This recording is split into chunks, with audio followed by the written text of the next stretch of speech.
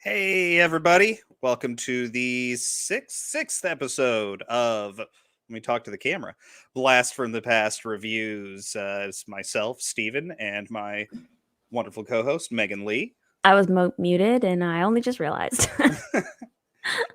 Well, it's for the intro, so they don't catch the errant cough or anything. This is true. Like that.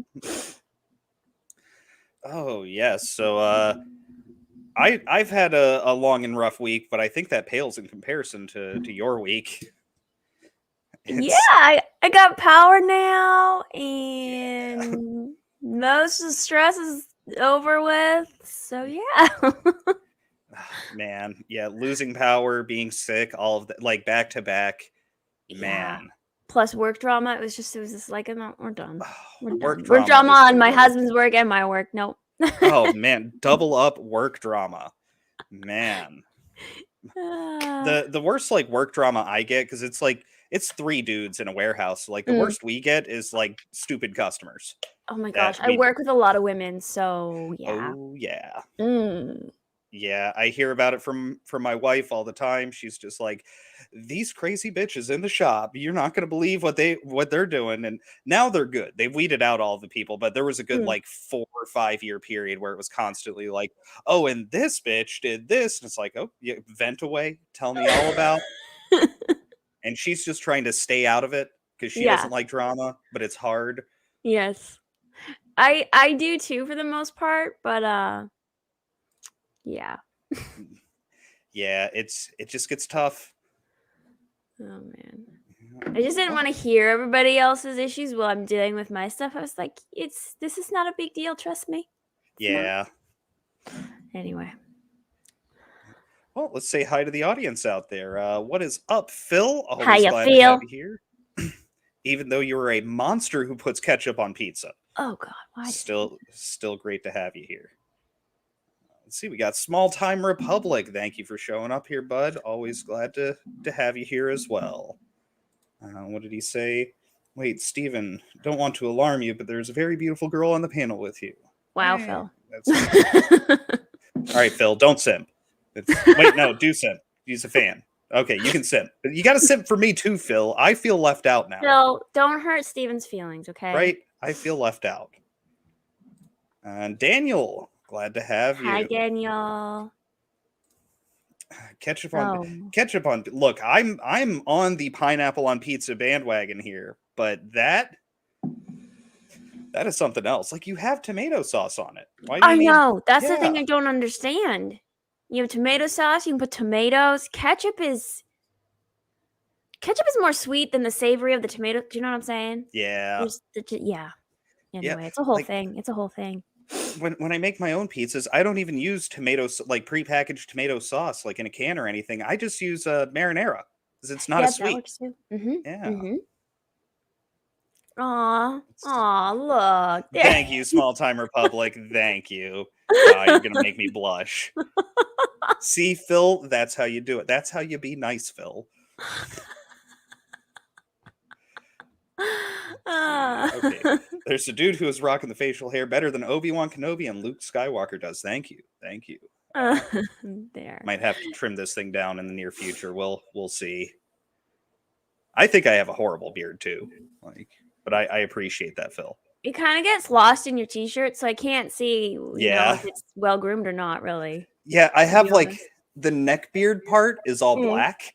So it's it's lighter at the front and then it's just black and back here. And yeah, I don't know, it's weird. It looks like you got some red in there though.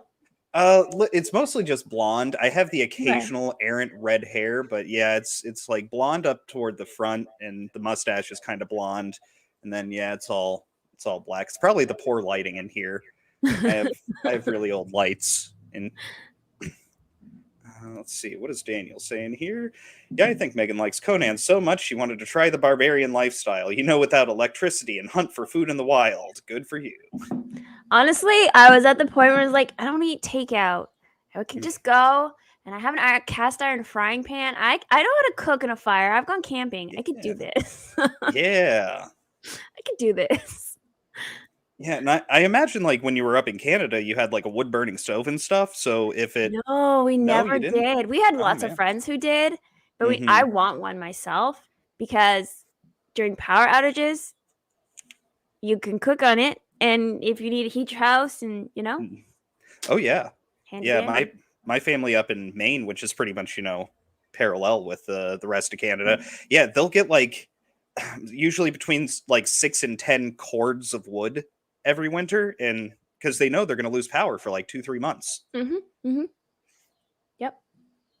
What is Pinochet's helicopter tours? Ketchup on pizza? Might as well feed me noodles and ketchup and tell me it's spaghetti like the army did. You shouldn't do these things to food. Exactly. Thank you, Pinochet's helicopter tours. That who is also known as I believe I could be wrong. Drew always says it that it's also Blue Eyed Roof Korean the Based. I think that's the same people, same dude. Okay. Pretty sure. But glad to have you here, Pinochet. And Heron of Alexandria. Yay, Heron! Hey, always great to see you. Thank you oh so much. Let's see. Heron says, my dad has a wood burning stove in his Ooh, outdoor kitchen. He really nice. upgraded his house in the last few years. That's Nice. another thing. Texans love their outdoor kitchens. They'll Huh. do like the barbecue. They'll have like a fire pit. They'll sometimes have like a burner, like a stovetop burner, and or a pizza oven. Man, they go all out, Mm, like the whole patio outdoor kitchen thing. Very man. popular here in Texas. Could Man, do that too. I've only seen one person with an outdoor kitchen in Georgia, and that's the owner of the company where I work, who's also my wife's uncle by marriage. Yeah. And he's literally like a millionaire. Oh, So, okay. he owns I mean, 3 very successful businesses. So I actually looked up his net worth. He's worth like $25 million. So yeah, he has an outdoor kitchen. Nobody else I know has an outdoor kitchen. they're pretty popular here in Hmm. Texas. I don't know why, but I don't know. Maybe because it's so hot. Like, Maybe. you don't want to cook inside. I don't know. I It I takes pref- barbecuing to a whole new level. yeah. I mean, I barbecue occasionally. Normally I just cook inside, but I feel like the grill kind of covers it. Like I can Oh set up a yeah, card you need table a or pizza something. oven, you need a Man, stovetop burner, and yeah. man. Let's see. Neither entity. Maybe I can neither confirm or deny. Federal gag order and all. Yes, I understand, Pinochet. I understand. Yes. So, Tony, blue-eyed roof Korean, the based, might be a different person. Might not even be a person at all. Yes, we like that in California too, says Heron. Outdoor Okay. kitchens. Oh, there you go. Yeah. Yeah. I just can't say that's something I've ever really seen. An outdoor kitchen, like it has a sink and everything. Yeah, often, yeah. Okay. Huh. Yep, I don't yep. know. It's just a It'll foreign be like part concept. of the patio. It's like a covered part of the covered patio or whatever. Yeah. Hmm. Yep, yep. Okay. Very popular down here. Huh. Just never really considered outdoor kitchen. Hmm. I don't know. We have so many bugs and like humidity. Like it's hotter in Texas than it is here, but we like It's drier constantly. here though, yeah. Yeah, we have like 100% humidity all the time. Yeah. So So I it'd don't. probably actually be extra miserable to cook outside versus Yeah. here. That would make sense. Hmm. But yeah, we're talking about a movie today, aren't we? Yeah, we are. Yes, yes, Off and this was topic. your choice, so I'll let you take this one. So, Be Kind Rewind. Apparently Steven didn't like it that much, but that's okay. I always love this one, but we were talking earlier before we like backstage, and it is a lot has that like independent movie feel to it. And the director, we were talking, he's French, so he. Uh-oh. Oh, nope, we're good. We're good. Okay, I was like, Nope, we're good. okay. Intentional. So the director is French, and so he definitely has a different style of directing, of how he wants a whole movie to look, right? So it definitely, to me, has this independent movie feel, and yeah, I just love it because it is very community based, and it's to me is like a happy feel good movie. But yeah. I mean, last time I saw it I cried. But I cry a lot, so it doesn't matter. That doesn't mean anything. I'm just emotional. It's fine. Yeah, I don't know if this movie would make me cry or anything Like along at the those end, lines. when Yeah, everybody yeah, comes together and they're like, "Oh," and then they save the building and yeah, yeah, yeah. I mean, yeah. I cry at some movies too. I mean, we've already covered my ultimate crying film here, which was The Iron Giant. That's the one that like every time I've seen it a dozen times, and every time at the end it's. But yeah, I don't know. This one just I it wasn't like a bad film or anything. Like it didn't offend me or anything Yeah. like that. I didn't find it quite as enjoyable. I Kinda might how be I a felt about Conan, like it just yeah, yeah. and I in the same way you were a bit biased against Conan because of you've been reading the books and the comics, which are very different from the movie. Mhm. I might be a bit biased because I'm just not a big Jack Black guy. Not the biggest fan of Yeah. his stuff. There's a couple things here and there. Um, I don't know. He was like super popular when I was in high school, and despite the fact that like I myself partake in certain leafy green substances, while I don't do the real stuff anymore because Uh-huh. might need job prospects, so I don't do that anymore. But I have for a long time since I was literally my 14th birthday.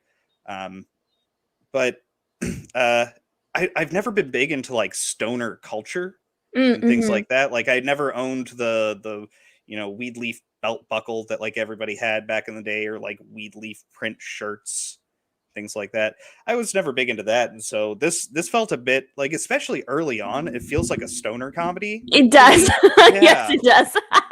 and then it just like it flips to. I actually enjoy the second half of the film a bit more. It definitely starts off it almost has I think because of again, that, like, European style of directing and storytelling, it it's like a slower start, Hmm. and yes, there is definitely, like, 2 halves to it where, like, the style almost changes, for sure.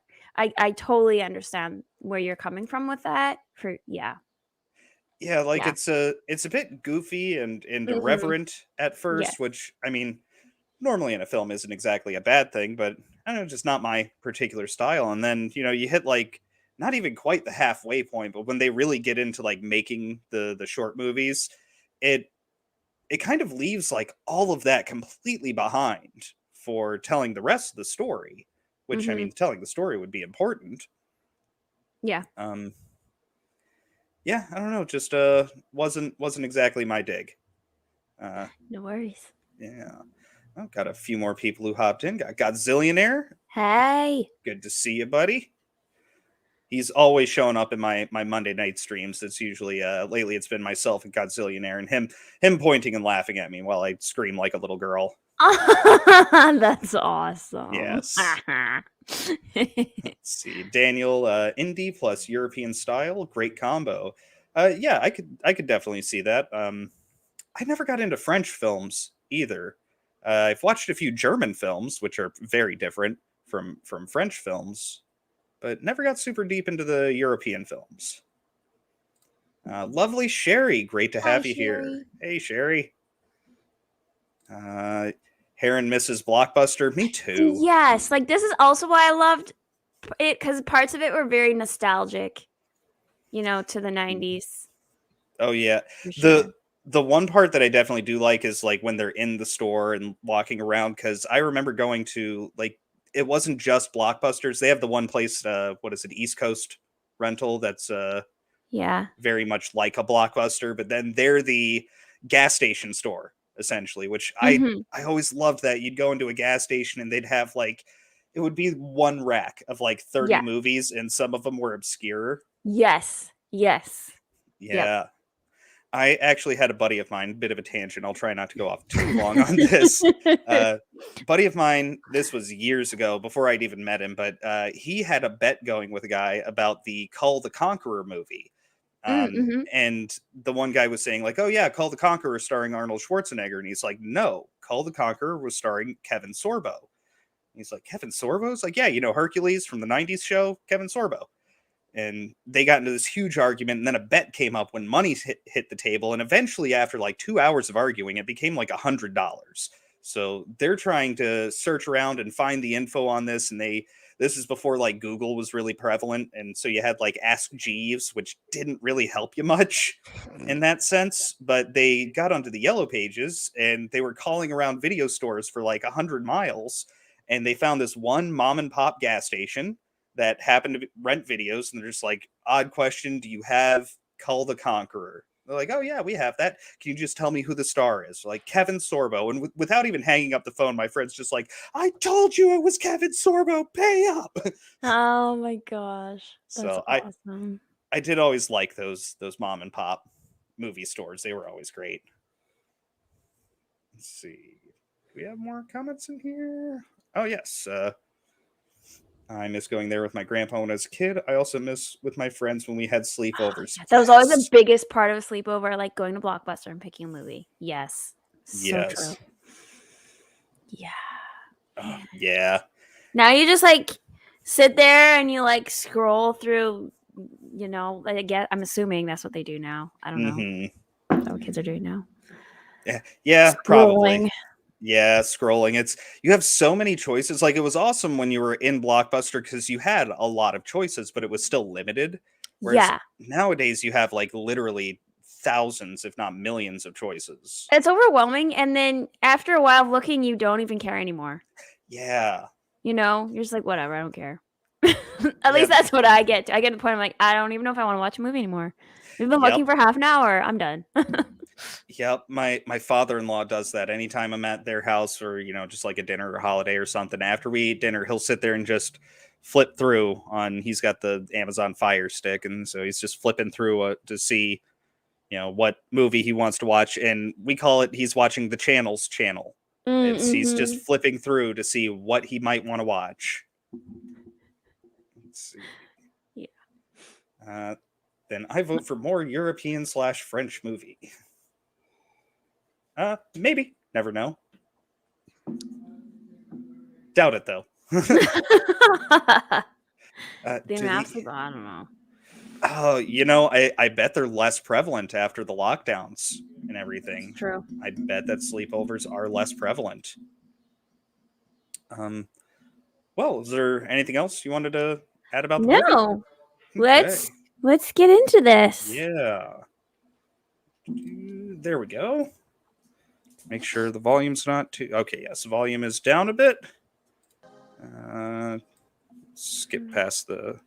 Okay, there we go. Yeah, so we sort of have the intro of them. I did actually kind of like this, that the very beginning of the film being what one, tying into the end of the movie. Mm-hmm. It's a bit confusing early on, but I actually kind of like it in retrospect. Yeah, the idea of some of the neighbor kids and the neighborhood, just getting like a feel for the neighborhood that's kind of like a little bit run down. They live very simple lives, like they don't have a lot of money, and but they're all like happy. And I do kind of like the whole thing of Jerry, I believe is Jack Black's character name. He's afraid of the microwaves. He's like a full-on conspiracy theorist, like the microwaves from the power plant. They're gonna kill me. They're giving me thoughts in my brain. He makes everybody who's near the power plant wear something on their head to like protect their head. And those things aren't lead. They're not going to do anything. It's aluminum. Yeah, it's not steel mesh. Yeah. Yeah. Like, it's more ridiculous. And this is what you were saying. Like, it's kind of silly, goofy, especially these beginning parts. Yeah. Mm-hmm. As we're getting to know the characters. Yeah, it almost felt to me a little bit like it almost felt like it was one script that changed to a different one partway through. Okay. But from what I was reading online, that's not what happened. It's it's one writer, one director for the movie, but the director is very spontaneous with his movies. Like whatever he feels is going to be best that day of shooting, Yeah. that's what they're going to make. And sometimes the script would change on set. Which would make sense as to why there would be this sudden like switch in the feel or style of the movie. For sure. Yeah. So yeah, basically Mr. Elroy is gonna get the guys to watch a store. Mm-hmm. Because here's the city being like, yo, Mm-hmm. we gotta tear down your building. It's old, it's decrepit. Look at this beautiful thing we're gonna put into the city. Yeah. And like you said, it's a very modern look that they're trying to go for, and it does kind of remove some of the feel you get of a city. Oh, they're all like, why wouldn't you like this? Mm-hmm. And like we were saying, they're trying to get him to move to the projects. That's going to be their compensation for him. And I mean, even a rundown building, I'd rather be in a rundown building that if you shut the doors too fast, the building might collapse than living in the projects. Yeah. It's so ugly, that building. Yeah. That they want to replace it with. Yeah. It's just very flat and plain. Mm-hmm. And it looks like they're trying to replace the entire block. Yeah. So basically, they've got to come up with some money to fix the place, to keep it. What do they have, like 60 days or something? 2 months? Yeah. Yeah, it's like 60 days, and they need to come up with like $60,000 to do all of the renovations, which is a lot. Mm-hmm. I mean, they basically they would have to fully gut and fully do the entire building if it's that much. Yep. Oh, did want to point this out right here. Movie poster in the background, Blast from the Past. Whoop. I've never actually seen that movie. Me neither. I didn't even know about it until I was finding out if anyone else had that name for a YouTube channel. I was just like, Blast from the Past reviews, and I'm getting a bunch of reviews for the movie Blast from the Past with Brendan Fraser. Interesting. I think. Yeah. I know nothing about it. I believe it's like Brendan Fraser is a caveman who's brought to the future. Okay. Yeah. Huh. Which was yeah, I don't know. Wasn't that also basically what he did with Encino Man? Yeah. Yeah, it's but this is a romantic comedy. Okay. Yeah. Okay. Mr. Fletcher's gonna leave them at the train station and go do some research to save his building. Yep. Well, first he's going to an old rundown train car to listen to Fats Waller records all night with a bunch of other old guys.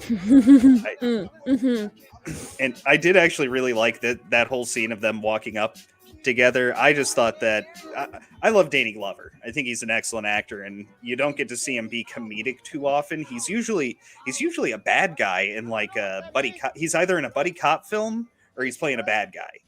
And it was nice to see him just, sort of a more comedic role.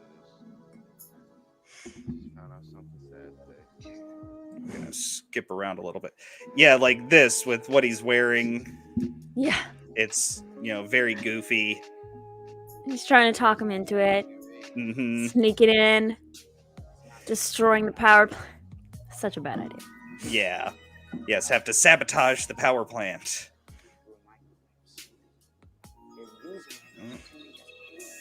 Heron had the biggest crush on Brendan Fraser when you were a kid and watching The Mummy. You know what? You and a lot of other, girls our age.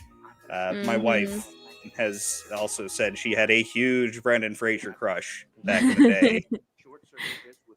Yeah, but now he's all like fat and pasty. It's weird.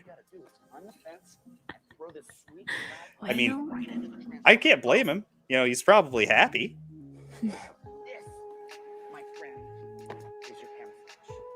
Wow. Let's see. We'll get to the sabotage. Oh my goodness. Yes. What was her can't remember her character's I can't name. remember her character's name. I feel But bad. it's Mia Farrow. I can remember that. It just goes to show like his whole business, like she hasn't brought her movie back. It's late. Usually like the big stores will charge you every day. You get charged like so much money until you bring it back. And he's like, oh yeah, no, just take your time, whatever. Like, yeah. And that's how Blockbuster made most of their money, right? Like they didn't make a whole lot from you just renting the movie. But if you were late, they'd charge you, at a certain point in time, they would let you keep the movie, but they would charge you a ridiculous amount for it. Yeah. You've been charged all the late fees plus, okay, here's the fee of you basically buying it now. Yep. And so you pay twice as much for it by the end. Oh, sometimes even more. I remember it being like, by the end, it would be like $40 for you to own a movie that you could have bought for like $15. Yep.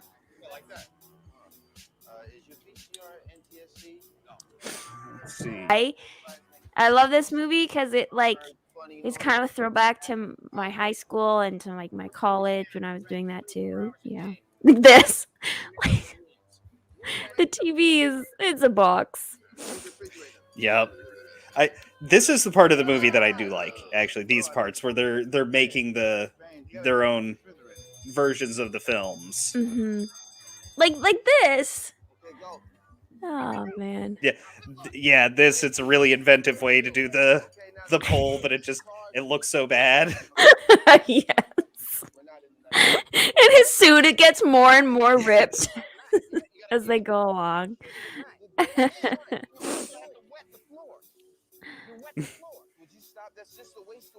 Yeah. Oh yeah, the ground has to be wet and we have to film at night. Oh my goodness.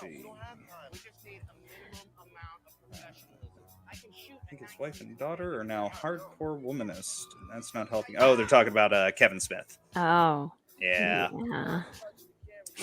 Oh, you had pneumonia? Yes, I did. Yes, it does suck. Yeah.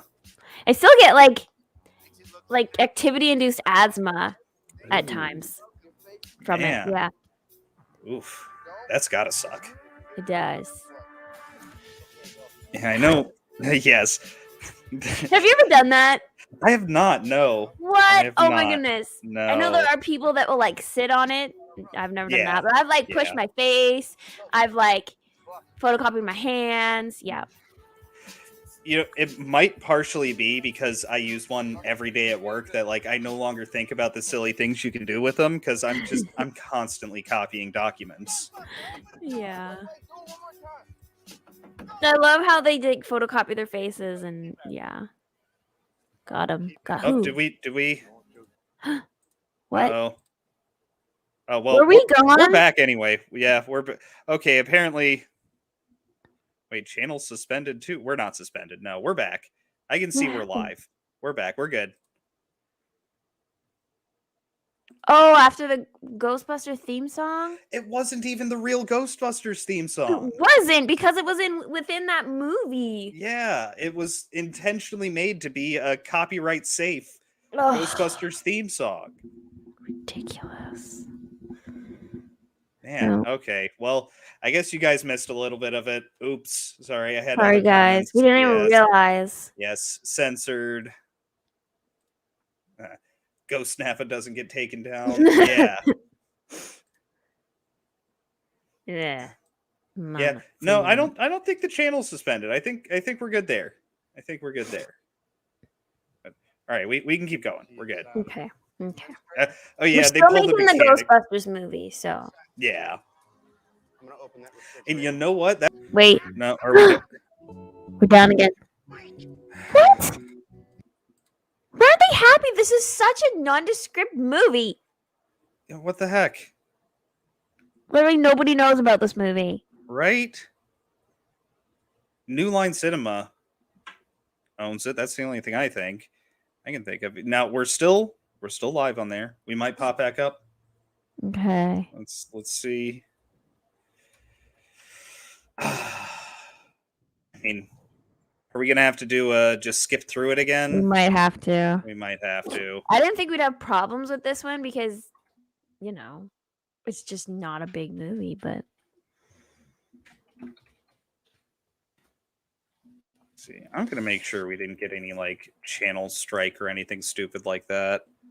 oh brother. Doesn't look like it. I'm not seeing anything about that. I'm sure I have a copyright notice. Ugh, I'm No, sorry. don't even have one of those yet. Oh, okay. Here we go. Hey, we're back. We're back. Oh my goodness. All right, so looks like we're gonna have to do the skip through the movie Skipping again. skip. Yep, and we'll narrate. We'll narrate for you. Basically, they're gonna argue about what they're gonna do here. Mm-hmm. Because Mr. Fletcher is gone for like a week or two. So now, how come I can't remember Jack Black's character's name? I have no idea. Jerry? I think Jerry. Jerry, yeah. Jerry is trying to convince. What's his face? Mikey. Jerry's trying to convince Mike that they need to make movies. All the movies. Because Jerry is now a drama queen and he likes being a movie star. Mm-hmm. Yeah. That's really what it is. He likes I don't know. I think you were right earlier when you were saying that it's once he gets a goal. I think he was aimless before, literally living in a dump. Yeah. And, now he has a goal that he can achieve, something attainable for him. Yes. He has something to live for.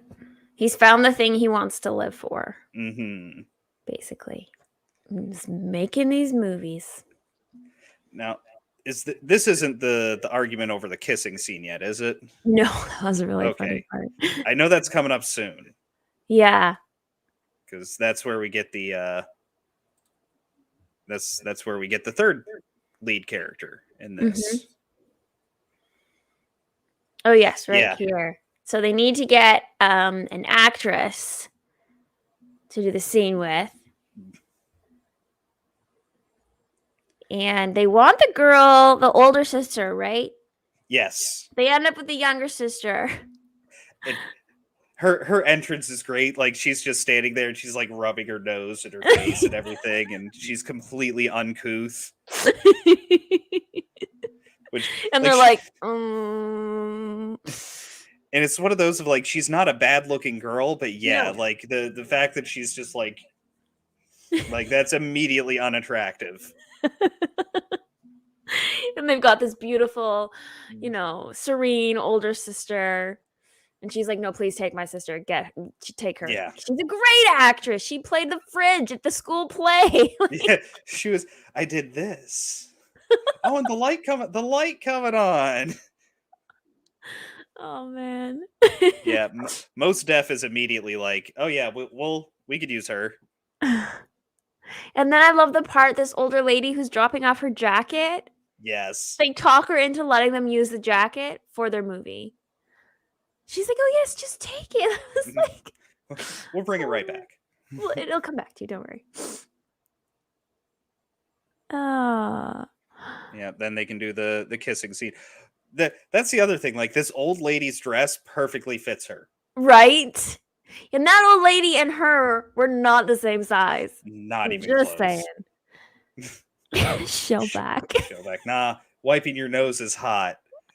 Well, okay. We'll find you a special girl then. Yes, Shellback's dating site is Lowered Expectations. Oh man, do you remember that old SNL skits they would do of it ties into this movie a little bit. It was kind of like the video dating that people used to do in the 90s where you send out the videotape, and yeah, the whole thing was Lowered Expectations, and it was just the cringiest people.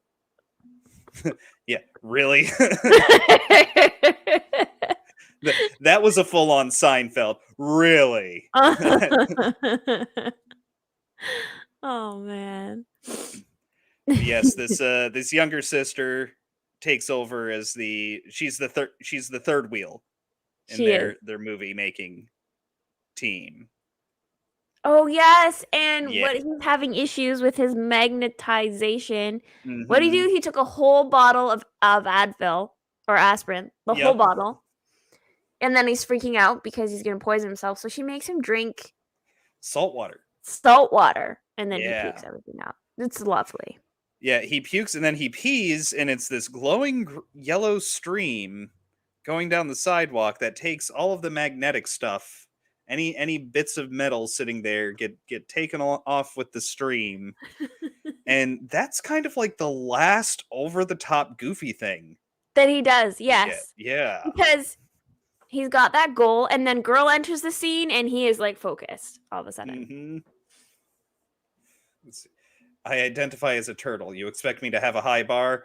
Okay, I'll give you that. I'll give you that. I mean, I saw some good-looking turtles in the Dr. Seuss books growing up, so you never know. You never know. Let's see. I'm trying to remember what this one is. Oh, this is when the guy's coming to pick up their version of Rush Hour 2. Yes. She's watching them.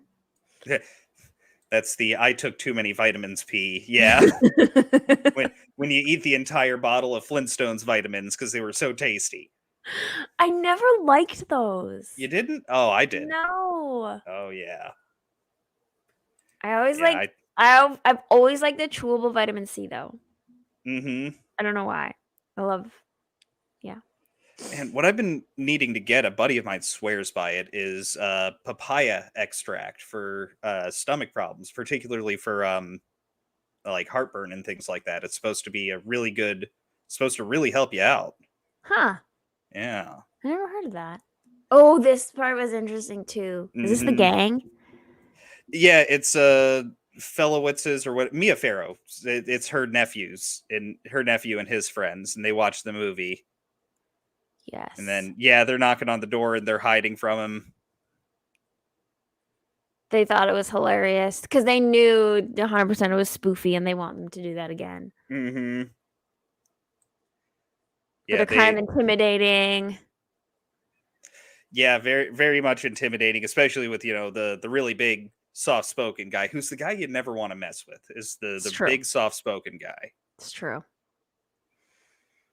Oh, and the girl throws what was it, Lion King? Yes. In the mix, yes. She's like, okay, to be fair, we're gonna pick it from the bag. Okay. Yeah.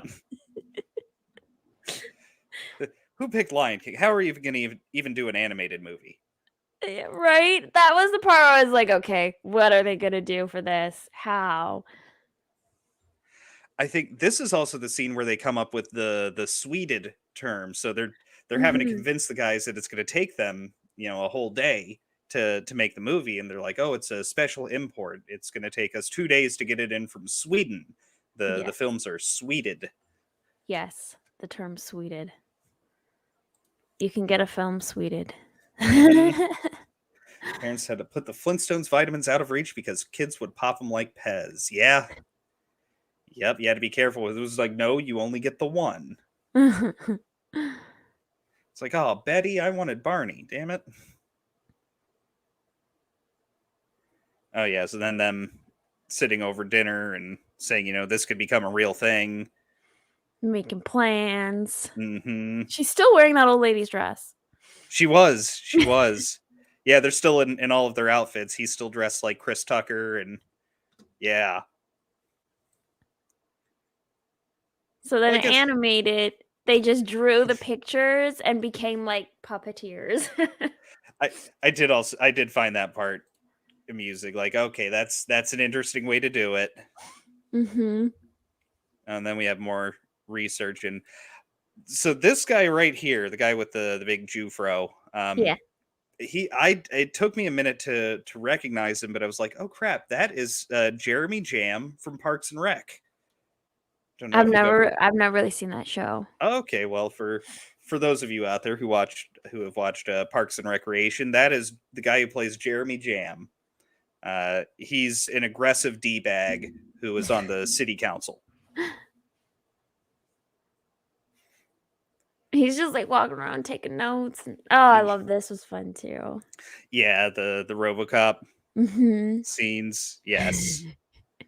Oh yeah, and they convince the other guy to come in and play the RoboCop's victim. Yep. then dump trash all over him. Oh man, Herod's bringing it back here. Flintstones Oh, Push Pops. Oh man, I don't think I yeah, ever I. had those. Oh yeah, I'd get them from the ice cream truck before the guy who did the ice cream truck got arrested for selling drugs out of the ice cream truck. Wow. Yeah, that actually happened. And I found out later on. I found out from one of my neighbors. It was my good buddy. It was his dad actually bought some nothing heavy, but he bought some weed from the ice cream truck guy because the Okay. kids were and buying stuff, and he looked like a hippie. He did. The guy, he had like longer hair, and he had aviator, not sunglasses, but like aviator glasses, like Jack Black wears in this. And so he looked like a bit of a hippie. And yeah, the ice cream truck driver's just like, "Hey, come here. You want anything?" And so that wound up being his regular hookup for a while. And then guy got busted and arrested. Wow. Let's see. Never had Blockbuster or Flintstone vitamins in Europe. Missing out here. Aw. Oh yeah, that's too bad. He had Oxy Pops. Yes. Something like it. Mm-hmm. Mm-hmm. Oh, and here's the guy returning Rush Hour 2. Yes. And then what, they had a big lineup outside the store? Yeah, Is this that's the right. part where they did? I think so. Yeah, the cousins told everybody about it, and so they're Yes, they having have a to. huge line, and Jerry is like acting like he's a celebrity, Mm-hmm. giving out autographs. Well, let's see. I got Daniel on my side. Parks and Rec was a hilarious show. Agreed. I love Parks and Rec. In fact, when they took it off of Netflix, because they took everything off of Netflix, when because it was made by NBC, so when they did Peacock, they wanted that to be one of their flagship shows, along with like The Office and stuff. And so they took it off of Netflix. I actually bought the entire series on DVD because I knew I'd watch it again and again. So I got the full collection. It also wraps up very well. It's one of the few shows that has a solid ending, wraps it up with a nice little bow, and leaves it there. Hmm. But yeah, we'll stop talking about Parks and Rec. We got an actual movie here. Oh, yes, he walks in and he's signing like RoboCop. Mm-hmm. Everybody's making. Oh my gosh, the driving Miss Daisy part. Yes, driving Miss Daisy scene. This is where we start getting like politically incorrect, and it's so Yep. funny. And this is also when Jerry starts acting like a diva actor. Mhm. Yes. And so this came out in 2008. So Jack Black had already done a couple of bigger films by this point in time. So that he might have been, doing this some of this from experience of having to deal with some people. Mm-hmm. Oh, this is a scene where he actually pisses Mike off. Oh man. Wait, we didn't? Okay, we're not. Sorry, We're Daniel still threw good? me off here. Let's see. Oh, That's I've seen some of Murdoch Mysteries, Heron. Murdoch Mysteries. Mm-hmm. If you want to see Turn of the Century Canada, you should watch it. I've heard of Murdoch Mysteries. It's I've never good. watched it. I haven't watched a lot of it. I really honestly should. I'm not a Mhm. good Canadian. Yeah. See, this is where Daniel threw me off. He was saying that's a classified info. Sorry, if I tell you that, I'll have to take down the stream myself. I thought because all I read was take down stream, and I was like, oh crap, are we Christian's down asking again what already? country it's from. That's funny. Classified. Secret. Mm-hmm. Let's see. Oh, okay. All right. Oh, sorry. Where were we? What Trying other to movie? remember. I don't. What are they talking about here? I think they're just making. Oh wait. What are they doing here? They're talking about something, and I can't remember what it. I think this is just more of. Well, this is more of Jerry being a diva, and she's trying to pamper him. Yes. She's And trying to, like, smooth everybody's ruffled feathers. She kinda when she comes in, she kinda, like, helps balance Mike and Jerry out because 'cause they're always like this at each other, and she's like she kinda, like, is like the mom of the group or mhm. something. She Yeah, adds that new dynamic that they like to, like, balance them out. mhm. Yeah, because they're so much on the extremes that she evens. Yeah, exactly. Mhm. I was trying to come up with like a another way to expound upon that, but I think you nailed it.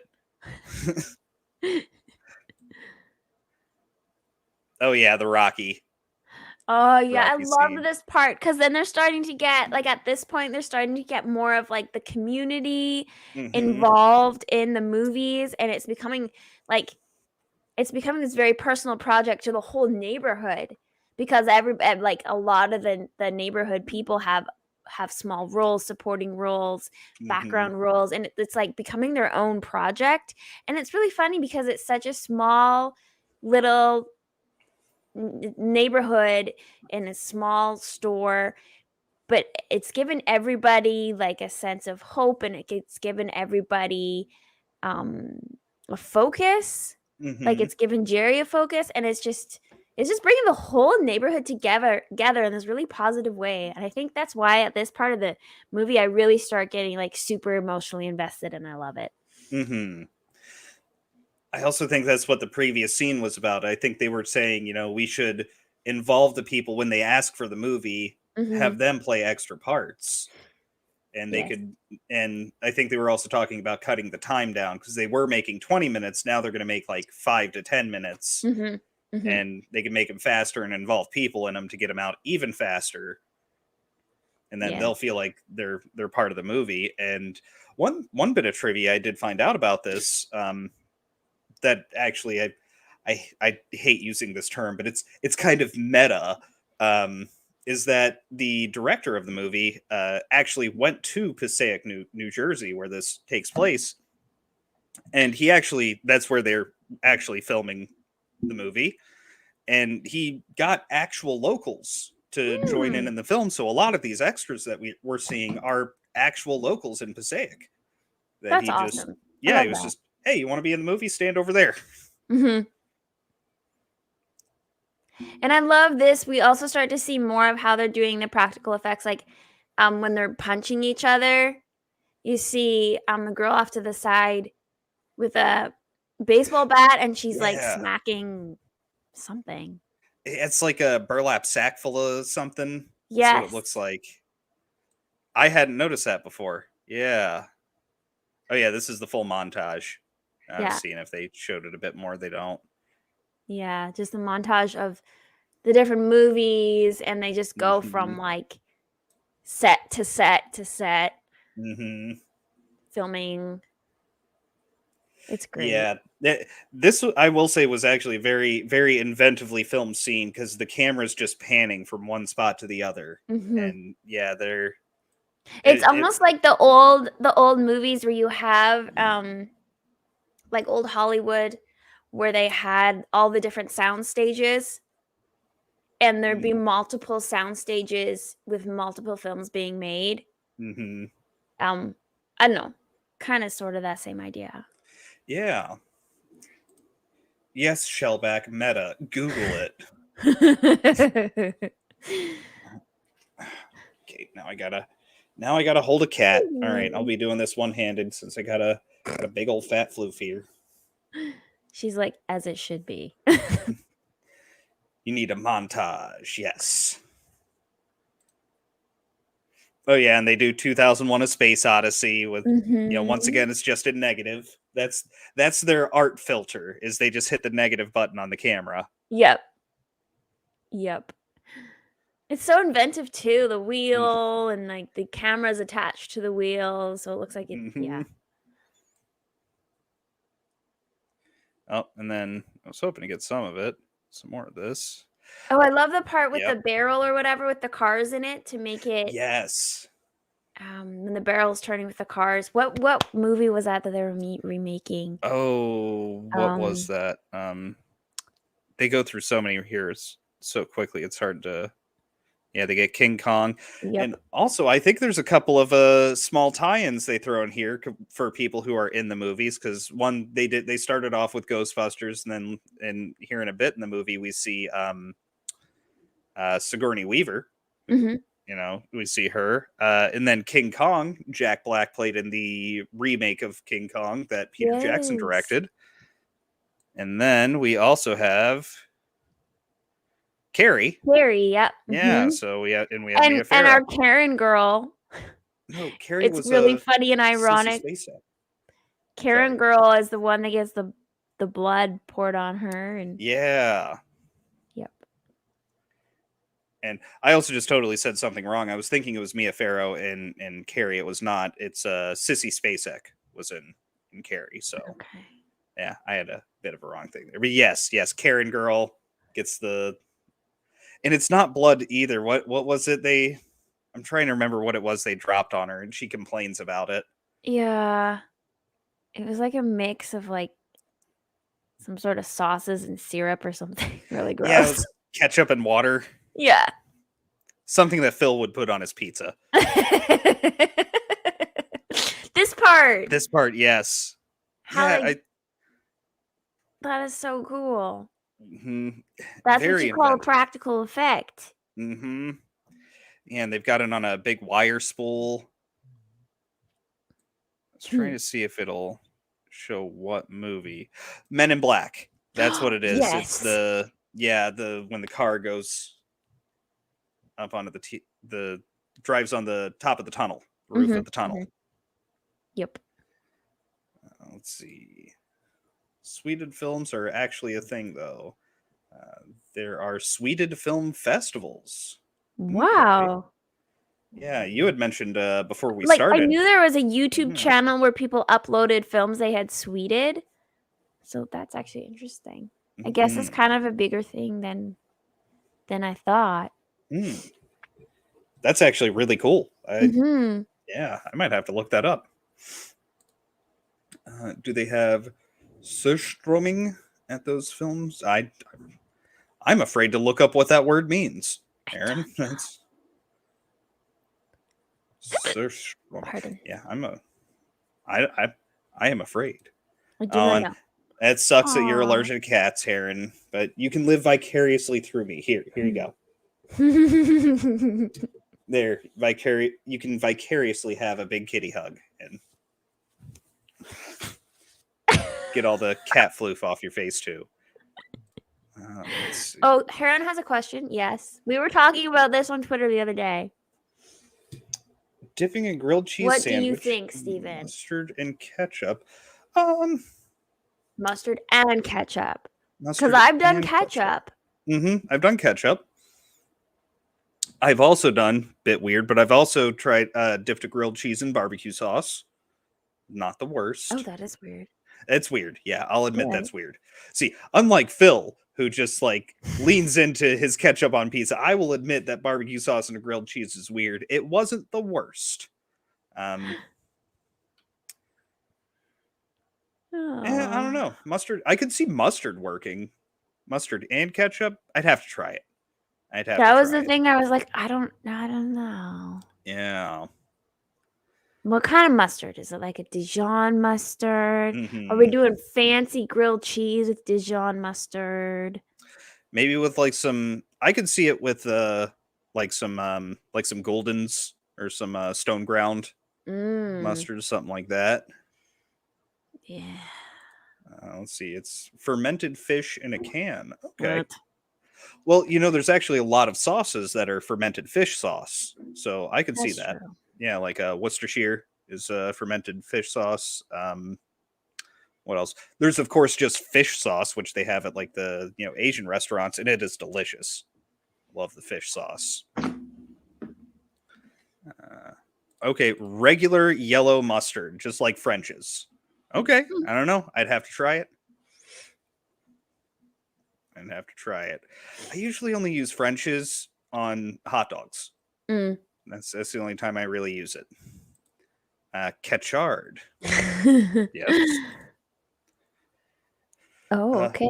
According to the Google box, What is a sweeted film? Films that are erased and recreated are referred to as having been sweeted. These remakes are unedited with only a single take per scene. Okay, so they actually have rules for making the sweeted films. That's cool. That is kind of okay. Now I'm like very, very curious. Like I had heard of it and I was like, Mhm. okay. This sounds like it's like obviously I didn't do enough research. It's been a rough Mhm. week. Yeah. Did not do my research this week, guys. Not gonna lie. You know what? I was thinking about it though. This is kind of like a fun, laid back film anyway. I didn't think we had to Hmm. like dive super deep into this one. And you know what? We did try to do research. There's just so little to actually Very find about little this. came up about the actual film. Like it sounds Hmm. like we would have found more about Sweded films and Sweded filmmaking, etc., than this actual film itself. Hmm. Yeah. Then because like I did, and there was very few pages, and anything I found was like exactly basically saying the exact same thing in a couple paragraphs. And that was it. Yeah, they were I kept trying to find articles on it and it was Hmm. just people giving their opinion about the movie. That's all Yeah, I could find. yeah, exactly. And then whatever, like Wikipedia and whatever that is. IMDb? Yeah, IMDb. Yes. The International Movie Database. That's the only reason I can remember the acronym. There you go, kitty. All right, I have my other arm back now. Oh yes, the ancient Greeks and Romans used a fermented fish sauce called garum on everything. Yes, it was essentially the ancient ketchup. Um, yes, Heron, I too watch Tasting History. Hmm. A great YouTube channel if nobody else out there has seen it. Tasting History. The guy who does it, Max Miller, excellent YouTube content creator. I highly recommend it. He cooks a really old recipe, or he'll make something from a really old cookbook and go into the history of it. He's also a very good performer. He has a very good camera presence and everything. Yes, strongly recommend Tasting History. Finish watching this though. Don't leave. Don't leave. Stay with Please us. don't leave us. We like having you here, but Then go to Tasting History. yes. Yes, Okay. then you can check that out. Uh by the way, last week we learned that Steven likes to go off on a tangent as much as you, Megan. Even more so. Yeah. Yeah. I Ah. I went off on a lot of tangents with him last week. Hey, I appreciate you just made it work Oh last yeah. minute. No, it was all good. I just popped on the camera, grabbed a stack of movies, and was like, "What do you think if we do this one?" Hey. And yeah, until somebody brought something up, but oh wow. So Heron has not heard of Tasting History, but check it out. That was basically my YouTube idea. You can Yeah. still do that, Heron, You because it will be unique to you. So Mhm. don't let the fact that somebody else is doing something similar on YouTube stop you from doing it yourself. How many people are out there reviewing movies and comic books and stuff? Yep. Like Tons of literally people. everybody. Yep. Yeah, you don't have to have a particular angle or anything. It's mostly it's just about doing it and getting better at it by doing it. Mhm. That's And what as really you comes do down it, you're gonna find your way of doing it, to. and your unique angle may just appear. So don't, yeah. Mhm. Let's see. Ketchup barely goes on a burger. Never mind pizza. Don't listen to Phil. Uh, Poor Phil. look, I like ketchup. Look, Phil, I'm this is what Polish, and happens. it's basically This is what caviar to happens. us. I don't Yes. even know if you're still here, but So Phil is like our whipping boy. We are so mean to Phil. oh, But you know what? He deserves it for putting ketchup on pizza. Nothing else. Nothing else he's done. Just that. oh, Phil. Uh, Speaking of tangents, we stopped talking about the We movie. did. We started talking about food. We did. We did. Let's see. Okay. What else? So, What else? oh I thought yes, they had Mr. another one. Fletcher. We are doing. Yeah, Mhm. Mr. Fletcher's coming. Is he coming back? He's coming. Yes. He's coming back. That's right. Oh, first he goes and talks to the city planner. Mm-hmm. And basically, he shows him his plan that he's got to bring in more money, for his business to bring in more money, and she's basically telling him he has, I don't know, like a week Was it a or week? I thought something it left. was. Or is it a month? I think it's a month. Oh yes, he still has one more month Mm-hmm. to get it together. But he's got it, and it's like $60,000 he has to make in a month, Mm-hmm. which for a failing business is hard enough. Yeah. What's weird is he comes back and he's like almost upset about what's going on in the store, even though this is Yes. the longest line they've ever had. Yeah, this is the most customers that have ever come to his store. Mhm. But he's very upset. And I think part of it be like, he went off. These guys are just supposed to hold down the fort. And that's all. He didn't ask any more of them. And then he went off and he came back with his own plan. Mhm. But his plan, he has no, like, he came back with a plan to implement, but they'd already implemented a plan. Mhm. Basically, without, yeah. So, like, he comes with a plan, but they've already done something. And like so he now he's really kind of researched. lost. Yeah. And he like really researched everything and was lined up like this is going to be our new direction, and they fell backwards into it. Yep. Yeah.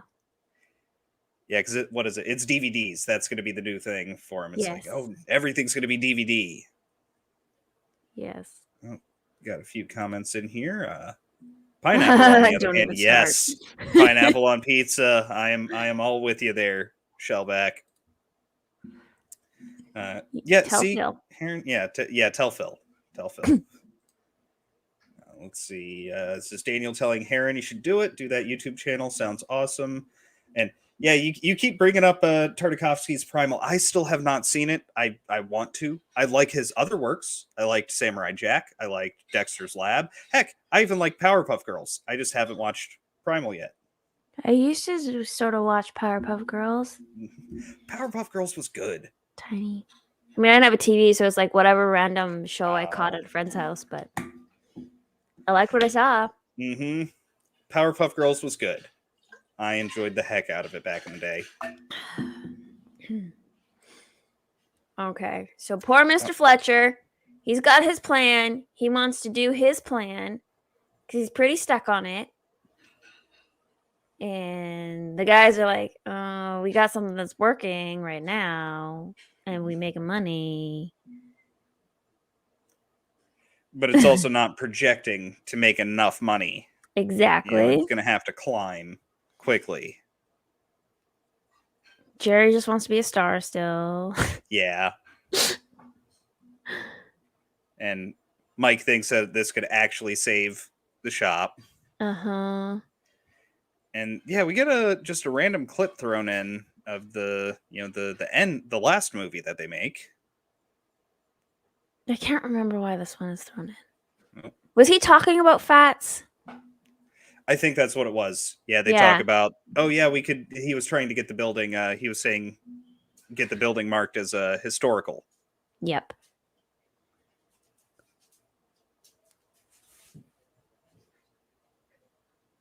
What? Oh, yes. Back? Did we go backwards? You did go backwards. Whoops. I was like, why? We saw this. Okay, we're good. All right, there we go. Yeah, that's about where we were. Oh, yeah, so it was one of Mia Farrow's nephews was threatening someone. And Danny Glover uses some of that old man strength, which is a real thing, by the way. Old men, particularly if they've worked in like blue collar their whole lives, they're just strong. They don't look like it, but they are strong. Oh, see, Heron's with me. Loved Powerpuff Girls. Dude, you get a ding on your man card, Steven. Powerpuff Girls was good. Looked like Buttercup, but acted like Bubbles. Bubbles was the strongest. Aww. Yeah. Because she was all very nice and bubbly until you got her mad. She would fuck shit up. Oh, that sounds like myself. Cool. Yeah. There was a Powerpuff Girls reboot, and there is an upcoming live action film, right? I know the reboot happened. I didn't really like the reboot. I just didn't like the look of it because they changed the look from the original show, which was Mm. originally hand drawn animation. Kind of, it was the tail end of Hanna-Barbera, is what a lot of those shows were. Um, but yeah, they talked about making a live action film. I don't think it's going to happen. That's just my opinion, though. Oh, yeah, Yeah. we get some Fats Waller history. Mm-hmm. And Let's see. Oh yeah, it's them making more of the Sweded films. this part was so weird because we're just showing the neighborhood people watching the films, Yeah. but I was like, why is she cutting his toenails? Why? Right? I would Right. never cut my husband's toenails ever. But my wife does that for a living, right? She cuts other people's toenails for a living. Yeah, She but doesn't do mine. I do my own.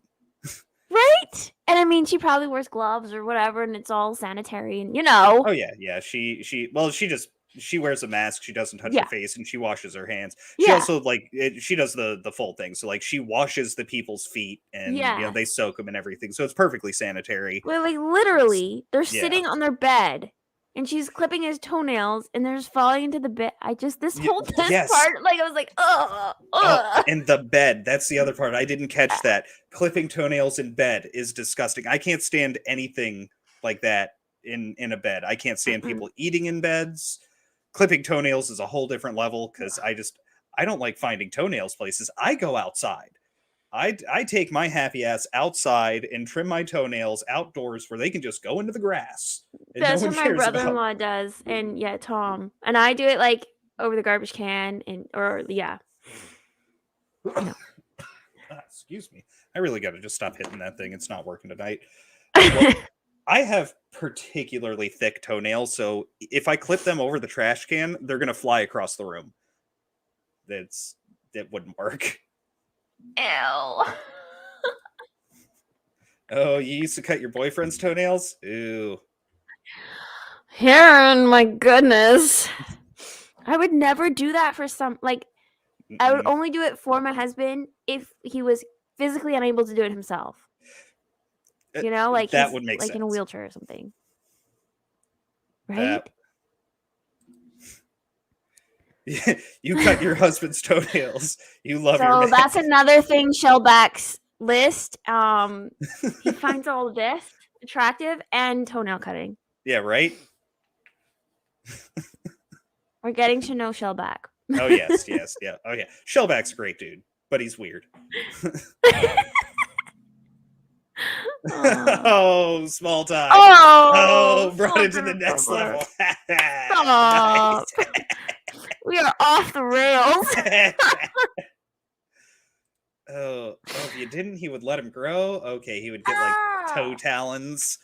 Yeah. Ugh.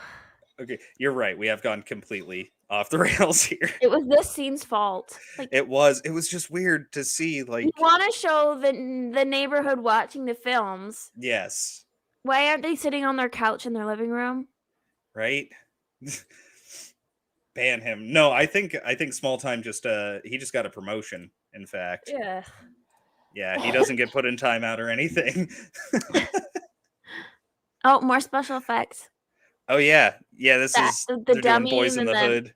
You know, brains getting blown out, and they use like a pizza. Yeah, that's right. It is just the pizza shows up behind him. Yes. The cheapest of special effects. Uh-huh. And now they're starting to tape DVDs to the videos. So you get VHS and a DVD. Yep. But nothing's on the DVD. Oh, that's right, because oh yeah, and then Danny Glover does Driving Miss Daisy. Mm-hmm. Oh man. Oh, and they have uniforms now. Love it. Which plain purple shirt, which he's borrowing off of, you had the plain blue shirt at Blockbuster. Yep. And they've like written on it with like Sharpie or something. Yeah. Yeah, it just says Be Kind Rewind. I think this is where what's his name, Michael, is complaining about he never gets to do the kissing scenes with the girl. Oh, and then he's teasing her about her mustache, and yeah. He's got a thing for her, but he's really not sure how to approach her. Let's just be honest. Yeah, that's exactly what it is. And is this the... Yeah, this is where we get Sigourney Weaver coming in. So yeah, she comes in as part of a legal team representing the studios where they have committed copyright infringement on the movies for having, sweeted them. This is one of the complaints I had, and I understand they're trying to get from one place to another with the movie. They're trying to move the plot forward and create more of a conflict with it. But all of what they're doing here would be covered under parody for fair use. Right? Yes. So, yeah. Yep. But at the same time, I will say, to give it a bit of credence, a big, powerful Hollywood legal team would be able to completely crush them in court. They would never be able to handle the fines. It's so true. Oh man, we are getting some deep lore for Heron in here. Aw. Oh man. Okay, Shellback. Okay. You're bringing Wait, what are you adding mayo to? Shellback! I think they're still talking about the toenail pizza. Stop. This is getting bad. Oh man. That always sucks, Heron. Getting cheated on is always the worst. But hey, it's a quick way for you to know that obviously they weren't the right person. As long as you're no longer with them. That I think is the big one. We got the big city, whatever lawyer people in here. Messing things up. Yep, they take all of their sweeted movies and they're going to have them destroyed. Bulldoze them. Yep. Literally just bulldoze them in front of them. Yep. All that work. Like, they put so much work into those movies. Yep. They're just gone. I mean, they could always make more, but yeah, it's kind of, it seems like it's a lightning in the bottle thing. They would never be able to recreate what they've already done. Yeah. Oh, and then to add insult to injury, people have been tagging over the, Be Kind Rewind logo for the show, and not the show, the shop, and their Fats Waller mural. This is where the townspeople are trying to convince them to come back and do more films. Yes. This is where, like, the whole town comes together and, the little fuzzy warm feelings happen. And I think this is also where they get the idea. They sort of crowdsource the idea of doing a documentary on Fats Waller. And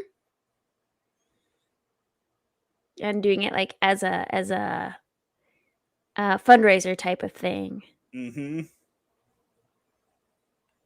Which also that there was a bit of foreshadowing way earlier in the film that I'm just realizing now.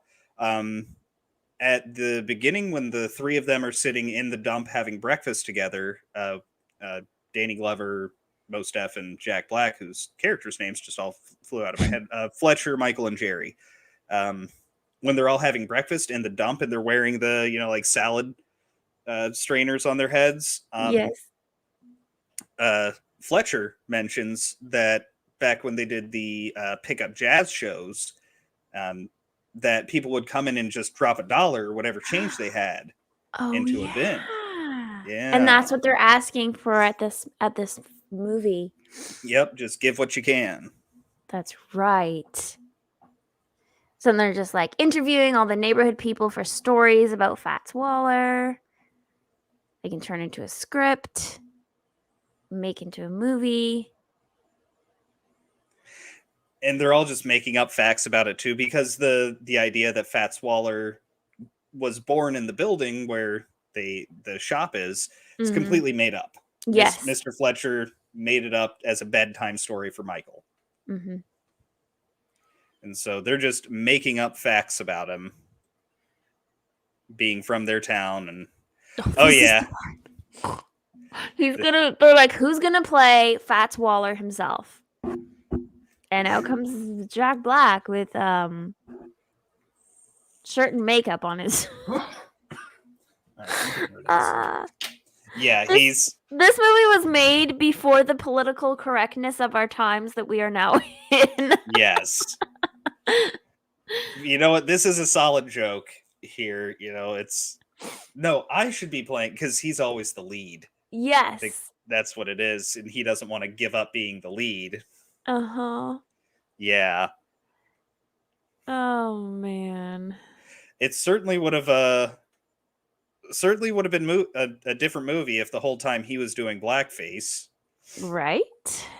Which, a bit of a coincidence I just thought about. I want to say this came out around the same time as Tropic Thunder, where Jack Black was also in that movie, and Robert Downey Jr. is in blackface the entire film. Really? Have you never seen Tropic Thunder? No. Oh, that's a good one. It's a ridiculous movie, but it's hilarious. It is it pushes political incorrectness to its limits. Yeah, nice. Literally the entire movie, Robert Downey Jr. is in blackface playing a black character for a film it's another film within a film type thing. Oh. And yeah, he gets hired. He's this big name actor, and he gets hired to play a black character in a Vietnam film. And yeah, interesting. He's a method actor. Yeah. So even when they're not filming, he's staying in character as a black guy. And there's another actual black guy who's part of the crew, or part of the the lead actors. Mm-hmm. And the whole time he's just pissed off.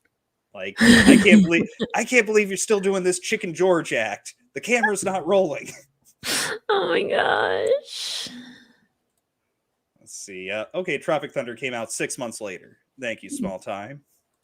Yes, before the dark times.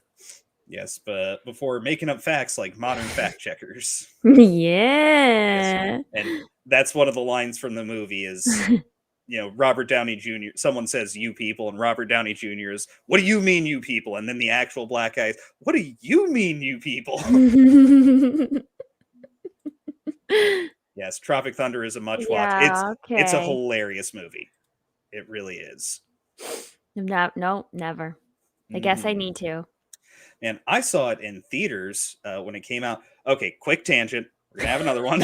quick tangent. I was trying to sneak in. I had just bought an energy drink, because this is back when energy drinks were still huge. It was like 2008. I had just bought an Amped. I want to say it was some sort of energy drink, and I wanted to sneak it into the theater. But for some reason, as we're parked outside and I'm about to go in, I crack it open, and it's a can. I can't reseal it, and I can't hide it in my pocket. I'm wearing cargo pants. I can't hide it in my pocket if it's open. So I grab off of my buddy's floorboard an old water bottle that was all warm and had been sitting there for probably months. And I dump it out, and I pour the energy drink into the water bottle, and, screw the top back on, stick that in my pocket. It's like, okay, that'll work fine. Well, we're sitting in the theater waiting for it to start. And this particular theater was having a lot of issues with starting movies on time. I don't know what was going on, but like every time you went to see a film, it would start like 30 to 45 minutes late. Holy crap. Oh yeah, no, it was ridiculous. It was ridiculous. But we're sitting there just waiting for it to start, and it's a group of like 8 of us who went to go see it because it looked really interesting. And so I pull out my water bottle full of energy drink, and I'm just slowly untwisting the cap because I don't want it to be too loud, when it finally releases the pressure. And I'm slowly unscrewing the cap, and like I'm only having conversations with one of my friends, this girl Asia, And so I'm sitting there, I'm turning it slowly, and when it finally is ready to release all of the pressure, I get it right to that last thread. The cap shoots off of the water bottle and goes all the way up, and I hear it click and hit the ceiling of the movie theater. We're not like in the top row, we're in like the middle. So this thing goes up like 25 feet to hit the ceiling of the movie theater and then comes down and lands like 5 rows behind me. And the only person who noticed was Asia. And I'm just like, did that actually just happen? Did you just see that happen? And she's like, I saw that happen. Holy crap. Oh my goodness. But then we saw the movie and it was hilarious. I guess I need to see it. You know Needs what? to be the next movie. It'll go on the list, Heron. It'll oh man, that's gonna be a tough one to get away with on the YouTubes if they already have problems with this. Yeah. Saw it in theaters too. I feel like Steven is why energy drinks are small now. Yeah. You know what? Energy drinks started out small before you just had the Red Bull. Right? And then they got progressively bigger. Also, if you're a man, you should not drink energy drinks. They are horrible for you. They will eventually cause prostatitis, which you do not want. It is as bad as it sounds. Monster energy drinks were all the rage back then. Yes, I never liked Monster. They smelled like cough medicine to me. Exactly. Ugh. Yeah, they taste like cough medicine. I would never try one because it smelled like cough medicine. I was like, nope. That's exactly how they tasted. Monster was awful. I would drink either Red Bull or Nos. Those were my go-tos. I've never actually had an energy drink. I don't think I could handle it. Don't. Just have coffee. Coffee's fine. Better for you anyway. Asian girls? No, Asia was a black girl named Asia, and she actually joked that Asia was she was a bit of an Oreo, but her mom was very ghetto. So she was named Asia, and she would joke like, yeah, my mom's ghetto, so my name's not spelled right. It's got an H in it. Oh man. But she was good. That was my friend back in high school. I heard Jamie Foxx has an unreleased film called All Stars Weekend where Robert Downey Jr. does brownface playing a Mexican. Fox said can't release film because everybody is snowflake these days. I heard something about that on Joe Rogan's podcast. I can't remember if it was something that never happened or if they actually made it. Don't do energy drinks. Bring out Mama Meg mode. And not let me go to Starbucks coffees. I would never let you get 2 Starbucks, Phil. No. I feel like that'd be a very bad idea. Have you seen Phil on stream? Do not allow Phil to have no coffee for. All right, Phil.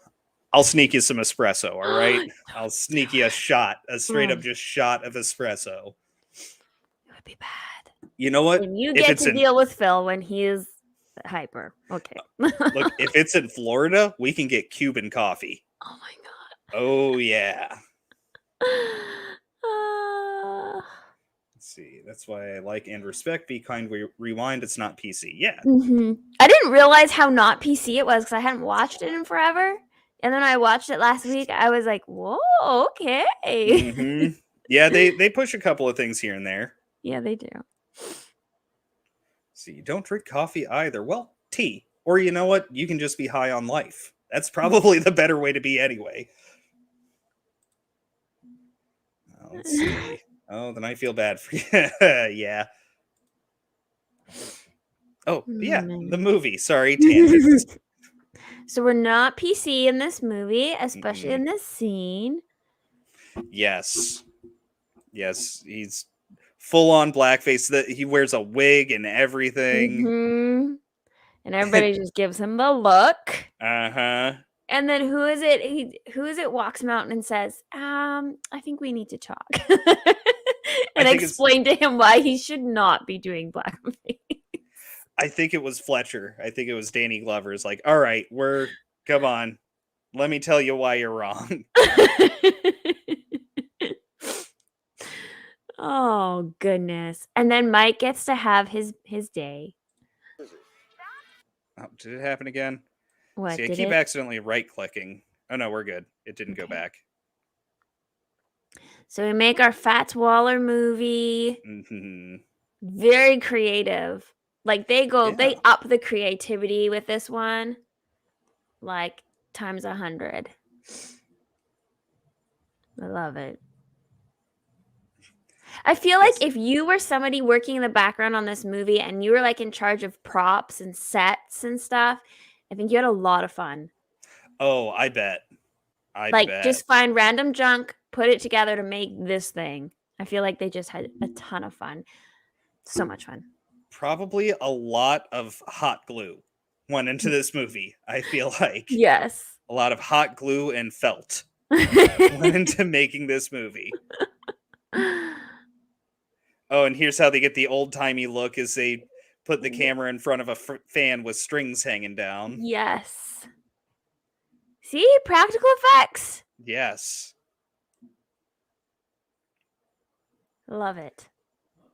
Oh, and there's the scene where they have to time the train coming Mhm. in. They kinda, like, commandeer the train sorta, don't they? A little bit. I don't think they full on. Oh no, that's right. They do. They Yeah. do. Because they want the whole scene with the band playing on it. Yeah. Yes. Yeah, here it is. So yeah, they steal the train. And Yeah, because they there's the put conductor. they put props on it to make it look like an older, like, steam engine. Hmm. Which is really inventive. Oh yeah, and then they have to call up with oh man, I actually had a cell phone that looked not too dissimilar from that. That's like my mom. My mom had a cell phone like that forever until she had to Hmm. replace it. Pretty much, yeah. Uh, it was my mom's phone. When she got a new phone when I was 16, I finally got a cell phone. Everyone else already had one. Same. I don't think I Yep. got a cell phone till I was, like, 17 or 18. Oh man. Yeah, Can I you got. imagine? Oh I've yeah. had to deal with kindergartners and be like, "Put your phone away." You're What? in kindergarten. You're a What are you kindergarten. doing? Why do you even have one? Why don't you just use the They're just landline? playing Oh, games that's on right. it and stuff. Oh, it's horrible. Don't Man. even get me started with kids and technology. Just don't. Man. No, I remember the first time I saw like a kid walking around with a cell phone that was obviously not their parents' cell phone. It Yes, and like, was oh, why do you have a smartphone as a kid? Why do you need a man. smartphone? This was before even smartphones when I saw it. This was like Really? yeah, probably like a 6 or 7 year old girl had it was the Nokia, the small phone that was everywhere, No. but it was bright pink and had a bunch of like yeah, a bunch of stickers on it. So like obviously this Gosh. isn't her mom's phone. This is her phone. And yeah, I didn't get it. Like Man. I didn't get one till I was like maybe 15 at the youngest. I think I want to say I was 16. My mom Mhm. got a new phone. I got her old phone, and it was an LG Flip, pretty similar to that one. Yep. My And phone that I got was an LG Flip, and I bought mhm. minutes for it. Oh man, I didn't even have a plan. I just bought yep. minutes. Oh, and you would wait until 9 o'clock, right? You'd Mhm. be like, after 9 o'clock is when I get free service. So don't call me at 8:59. Not until afterwards. Man. Yes. Oh man. And before that, it was just I had to memorize numbers. Yeah, That because was you were it. using a payphone. Mhm. I remember calling my mom on the payphone from the movie theater, being like, Mm. "Can you come pick me up now? The movie's Yeah. done." Yeah, you'd have to pop a quarter in it and then Yeah. yeah, just remember all of the numbers. I used to know so many phone numbers. It's embarrassing, when you have to give your phone number somewhere. I'm like, "Oh, what's my own number? Oh, yeah. What's my husband's number? I don't know." There's a handful of numbers I still have memorized. I have my own phone number memorized because it has been the same since I got that first flip phone. I've had the same phone Wow. number. That's awesome, you got Yep. to keep 'Cause that. I've been with Verizon the whole time, so haven't had to change the number. Yeah, yeah, Um, yeah.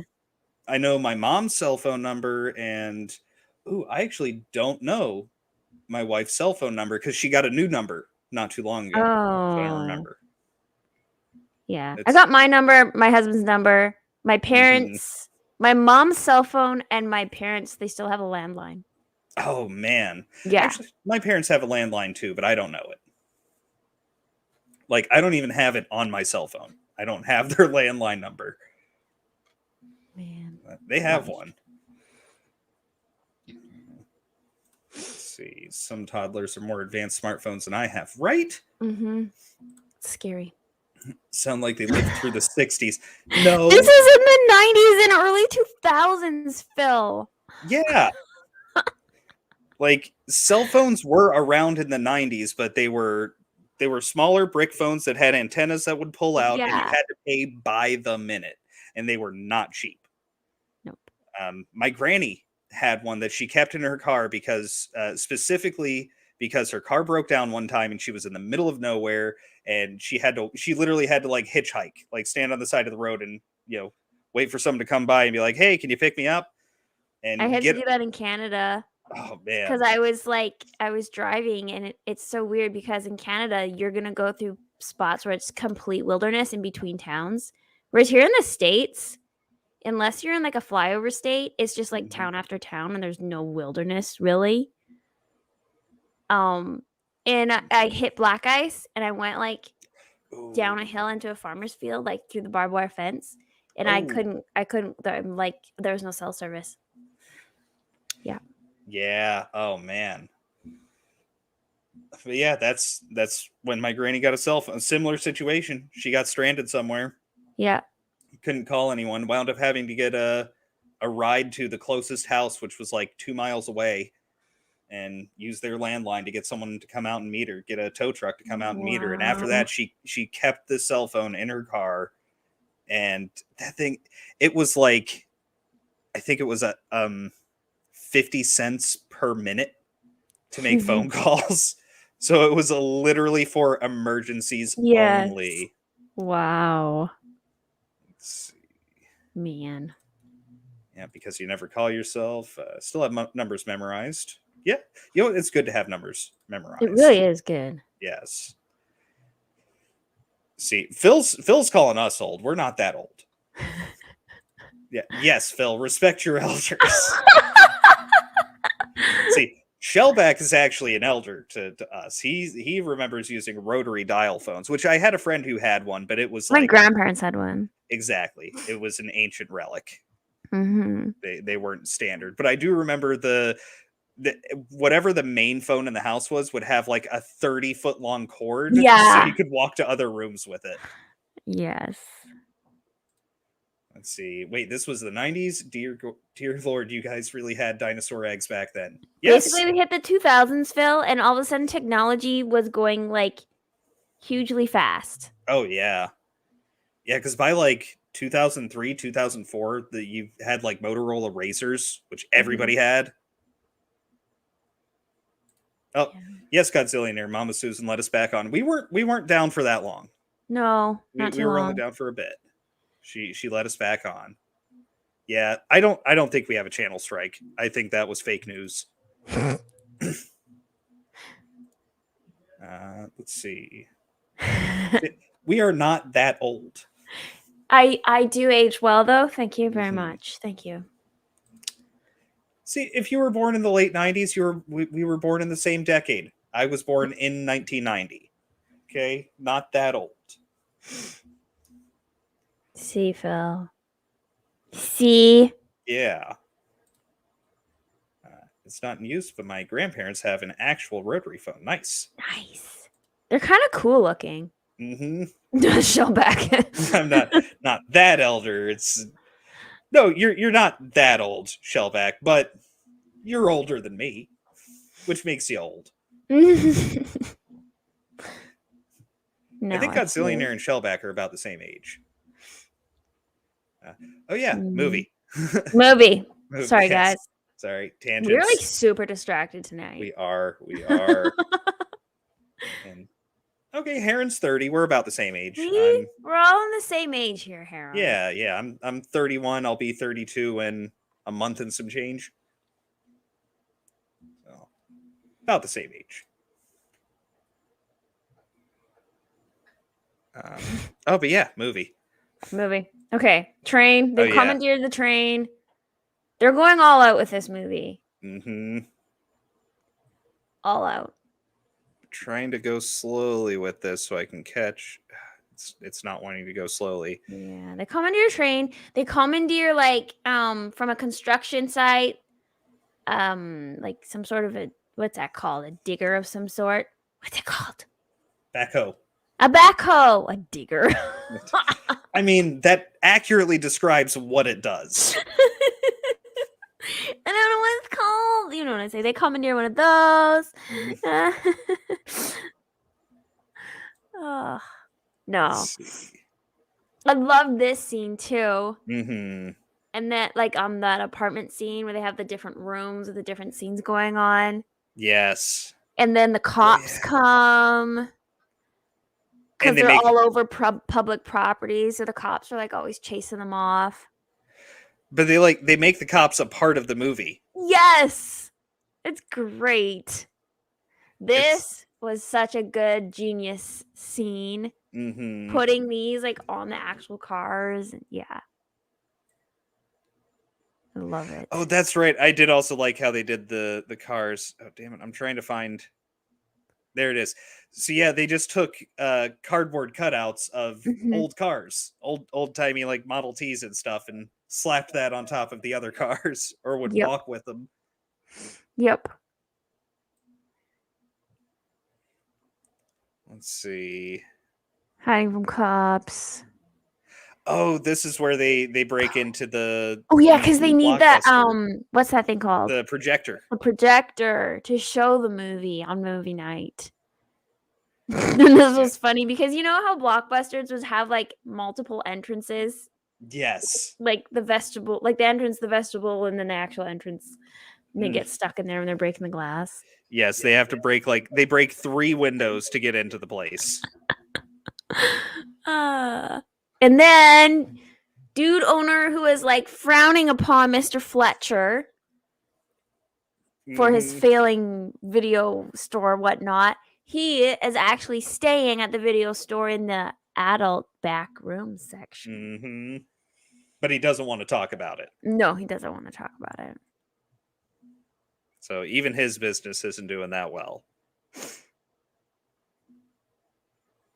So they leave, he forgives them, and they get to watch the movie on a very old TV. Yes. Which I had a TV quite like that growing up. Not quite the same, but very similar. It was had the wood on the side and everything, and little knobs. I didn't have the one with the big knobs that you had to really crank to change the channels, but it had a smaller twist knobs and there was no remote for it.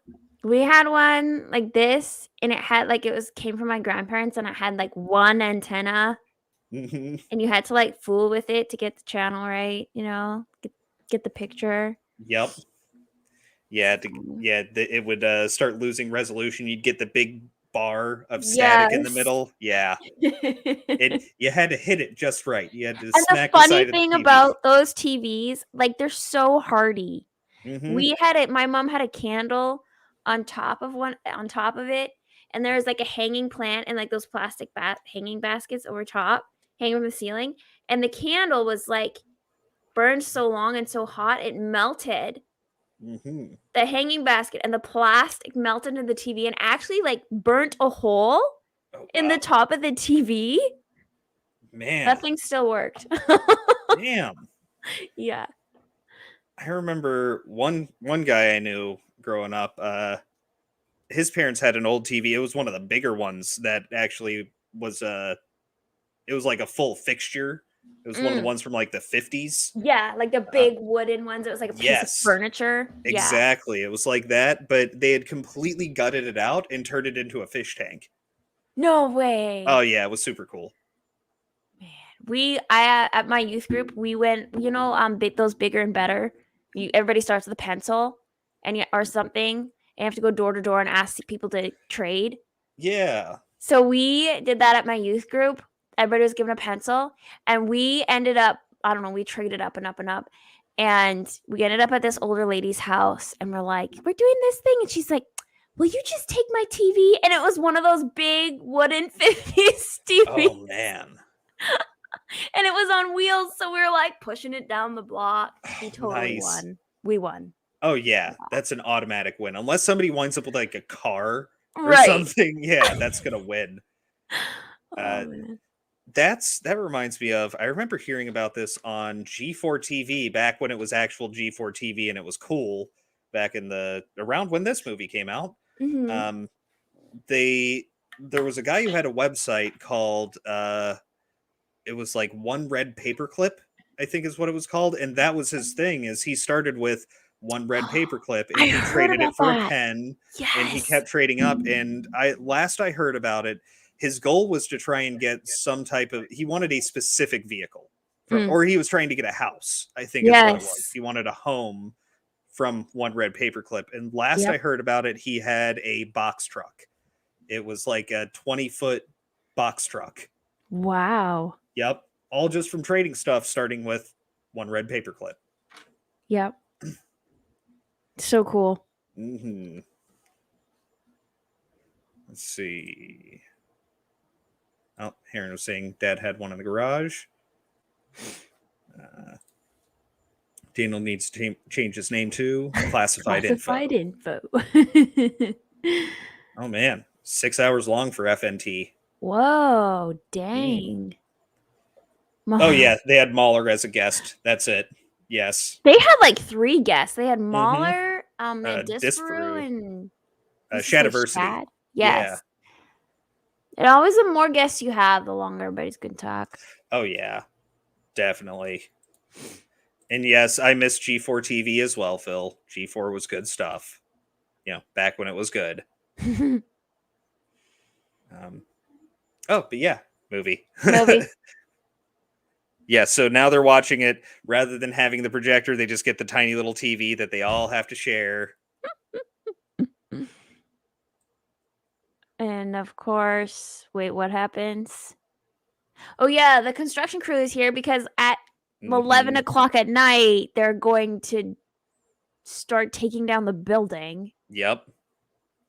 0 cents made there. Absolutely 0 cents. Yeah. But what's his face shows up with a projector, which is lucky because Jack Black had literally just wrecked the TV. Mm-hmm.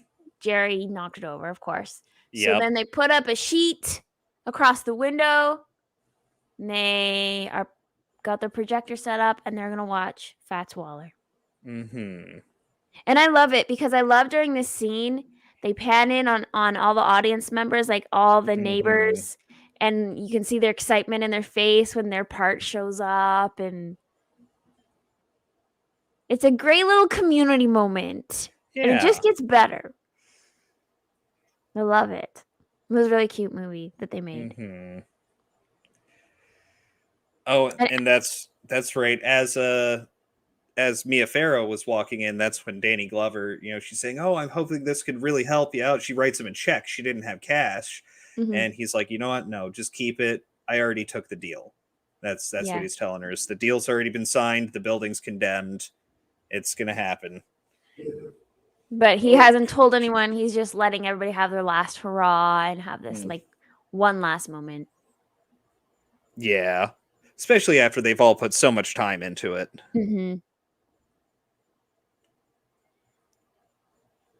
Yes. And you get to see the pretty much the full length of what we've been getting clips of here and there. Which, you know, for a super low budget indie film, you know, little mockumentary per se, it's actually not bad. No, they did it. It did a good job. And then, of course, because they put it up on the window and it's being projected on a sheet on the window, everybody can see the other side. So the whole neighborhood has been watching the film since the get-go, and like everybody's there, including the police who have been chasing them off. See, that's where it was. There's the car. You're There's right. the car, and it wasn't burnt down. Interesting. Oh, kitty. Oh, fine. Just go. Bye-bye. And then they all have that moment.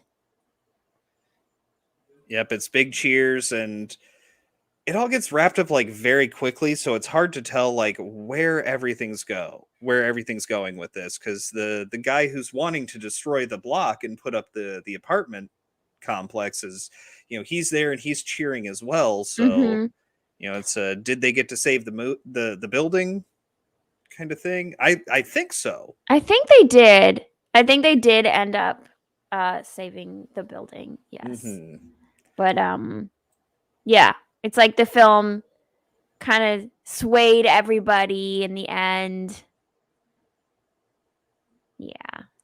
Yeah, kind of the community makes a movie to save the community. Exactly. And then we get the credits. All the Which, making of the making of. yes. And I think they go into, it's not just this movie, but not just the end film, but several other. I think they go into some of the other ones that they They get made. like bloopers almost. Yeah. Oh yes. Yes. That's exactly what it is, blooper reel. Oh man. Yes, and more of Jack Black's very sensitive Jackie Chan impression. So And funny. I don't think there was anything after the No. credits. No. This was before the after the credits was a thing. It's true. That became quite a thing, the after credit. Yeah. Yeah, especially with the Marvel films. They really made the after credits thing. And I want to give credit to the guy at my local movie theater who, when he takes your ticket, he tells you there's a scene after the credits, there's no scene after the credits, or Nice. he breaks it down. He'll be like, all right, 2 minutes into the credits, there's a short scene. And if you want to stay to the very end, there's like a 15-second post-credit scene, but it's not important. So if you want to leave and go to the Nice. bathroom, it's not going to hurt your feelings. You can Google it later. So I love it. yes, that guy is that is a not all heroes wear capes kind of guy. You don't sit through the credits and be like, oh, there was nothing. Yes. I've done that before, and you're like, oh, I'm Well, disappointed. mm-hmm. Or you get to the credits and you didn't think about it beforehand, and you pull out your phone and start Googling, does Top Gun Maverick have a scene after the credits? And it No. totally did, right? No, it was Did like it? in the middle. I can't remember. I think there was something in the middle. Mm-hmm. I can't And I remember. was like the last person in the theater, and they were coming to clean the theater, and I felt awkward. Because I was still sitting there like a weirdo. It's like, should I move? Kitty. Yeah. I don't think I had. I was looking some stuff up. So basically, I did find this out. Mm-hmm. In light of the theme of sweeting, the director sweeted a version of the trailer of the film starring himself. Wow. Apparently on the official website, you can engage in sweeting, put their faces on VHS cover of a movie, blah, blah, blah, blah. There's a sweeted film festival that was launched in 2016. Okay. Mm-hmm. The theme of sweeting also relates to film history in that the collectively made remakes represent social memories of films and memories that arise through films. Mm-hmm. Interesting. But that's the only new information I've got. I'll say it's a very interesting concept to. Damn it, cat! Just like straight It up. is. It's almost like you know how people do covers of songs? They'll take an original song and they'll do a cover. So you still have the basic, like it's the recognizable song, but they've made it their own. It's got a little bit of a twist on it. I kind of feel it's like the same idea with sweeting a movie, right? Yeah. You have your basic story, the story itself is there, but it's your own take on it. Mm-hmm. Yeah, it's a personal parody Mm-hmm. of the film. It's kind of like Weird Al-ing Yes. that movie. Now I have to go look up find whatever YouTube channel or where that is, or you can watch sweeted films, because now I'm very curious. It's got to be a thing. I know that there was somewhere in the credits, I want to say, they had an actual website. I think it was Did they? toward the beginning of the I credits. I mean, I'm gonna missed have to read that. it. I can't remember if it was the beginning or the end of the credits somewhere in this movie, and it might have actually been the DVD box I'm thinking of that there was. I just remember there was a website. My immediate thought was like, is that thing even still up?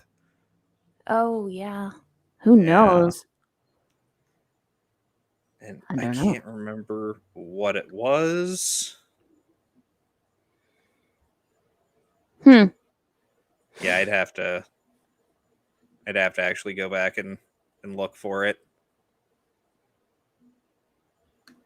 But yeah, so what are your overall thoughts now that we're through the movie? My overall thoughts are not.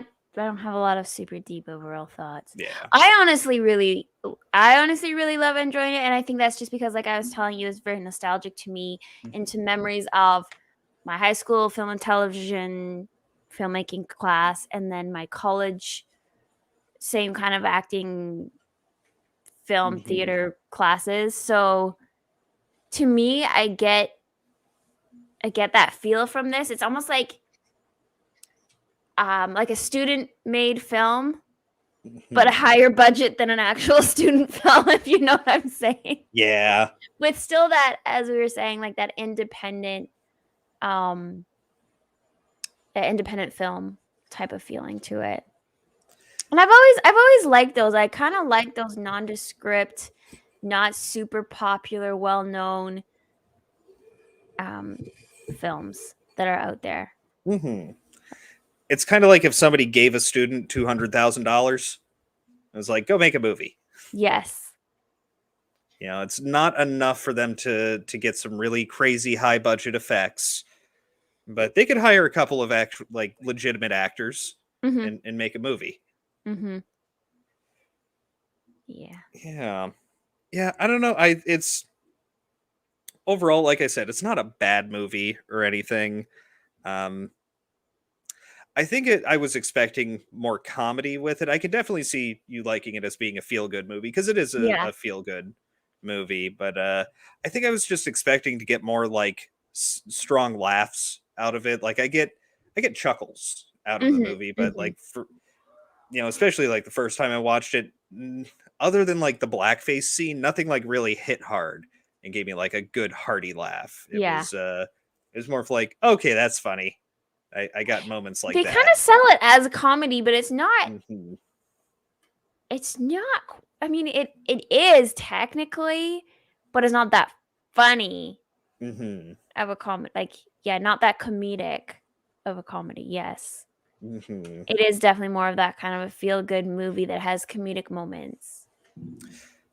And I think that's, we talk about like how it shifts partway through the movie. Like it started out as more of like goofy stoner comedy, Mhm. and then it shifts into not like a super serious film or anything like that, but a bit more along the serious side of things.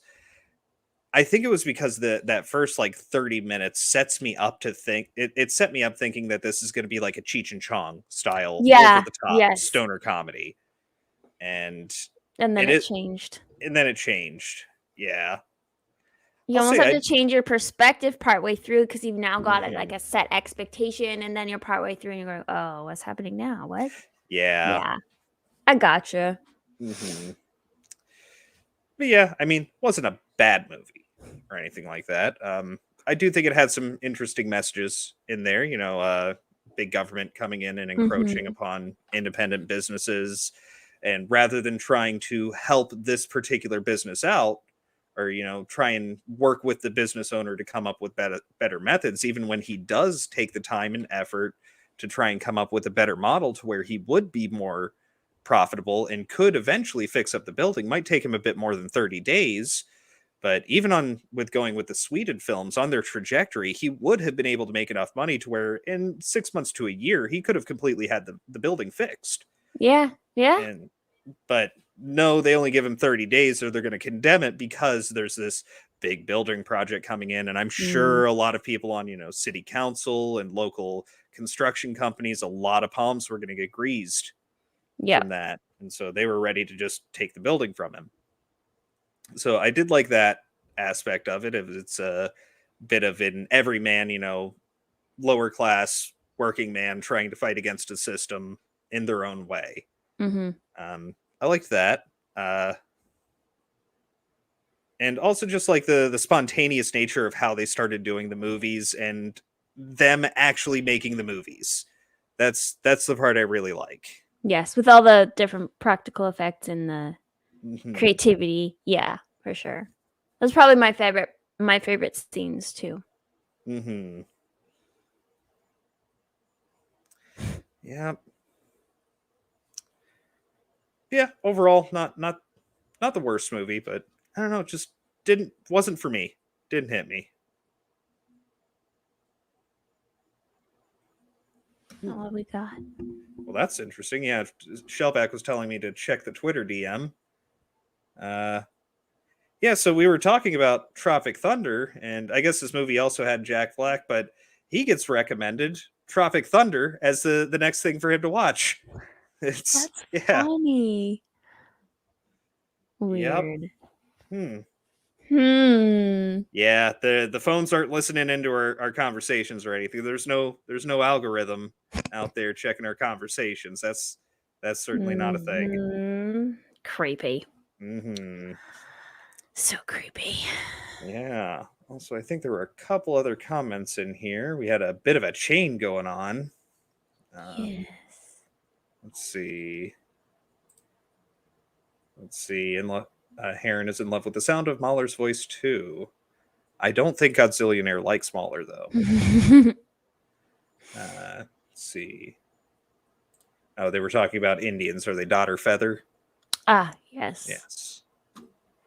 Um, so Mahler has done VA work, voiceover work. I can't remember what. I think it was a couple of indie games. But yes, Mahler has done voiceover work. Uh, yeah, that's an overall good take about the movie. Not PC, practical effects, good cast. Yeah, I can definitely give it some more points for that. This isn't the kind of movie you can compare to a big Yeah, budget no. movie. Oh yeah, oh yes, I brought up Not All Heroes Wear Capes. No capes. That's another movie we should do sometime in the future. The Incredibles. I loved that movie. Oh, it's such a good movie. Same guy who did The Iron Giant, Brad Bird. Yeah, yes, that's right. Yeah. That's right. Do you know about them? Okay. I think we're having crossovers of they're having personal conversations in our chat. Mm-hmm. I just remember he said a little when he was listening to an EFAP. Yeah, see, Godzillionaire cannot stand Mahler. Sounds like a self-important film major I met in college. Uh, I I don't have any problems with Mahler personally. I can't get through an EFAP video. Have you tried? No, Oh, they're literally like 9 to 10 hours long. no, I just Yeah, can't. yeah. I mean, I credit. start FNT and then I usually finish FNT while I'm cleaning my house on Saturday Hmm. morning. Like, Oh yeah, and this is just them talking about a movie. Like they put the movie on, and it's every frame a pause, and wow. yeah, they'll literally pause it I couldn't. constantly, and they'll spend 9 to 10 hours talking about a single movie. Wow. And it's not like broken up into multiple streams in a single stream. So credit where credit's due. That is not easy to do. Mm-mm. But yeah, I don't know. I can't get through them. They're too long. Uh, yes, it's an indie film with a comedy element because Jack Black. Everybody thinks it's going to be very comedic. Yes, definitely. Most Def too. Most Def did some other. He never did really any serious like deep comedic roles. He always does the pseudo comedy as well. Um, what was the movie I was thinking of? Hitchhiker's Guide to the Galaxy with Martin Freeman. That was sort of a pseudo comedy. Let's Hmm. see. But yeah. Anything else I don't you think I wanted to have add in? anything else to say. No, Okay. it's not like a super deep movie. Yeah. This is Yep. just a pretty easygoing light one. But you know what? I think this was a good time. We've been doing a lot of like not super heavy films, but slightly heavy films. We Mm-hmm. had a lot of those going. I think it was time we just had a nice light comedy that we did. Yes. So what are we gonna do next week? Next week, thanks for bringing that up. I was just going to skip right past that. Next week, we will be doing Labyrinth, starring Jennifer Connelly right. and David I Bowie. literally And forgot. yes, Labyrinth with Jim Henson Labyrinth. Muppets. Yes. Yes. Yes, I love Labyrinth. I think that'll be another nice, light, easy, Mm-hmm. fun film for us. It's that one gets a little bit deep at parts, but it's not like a serious Yeah. drama. Yeah.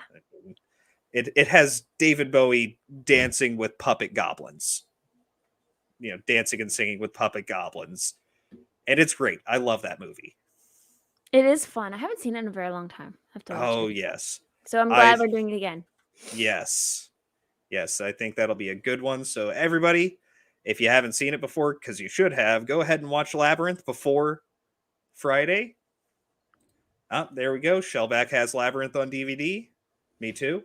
Me too. Yeah. In fact, that's why I'm doing it, because right now I can only copy DVDs onto the digital copy to make these.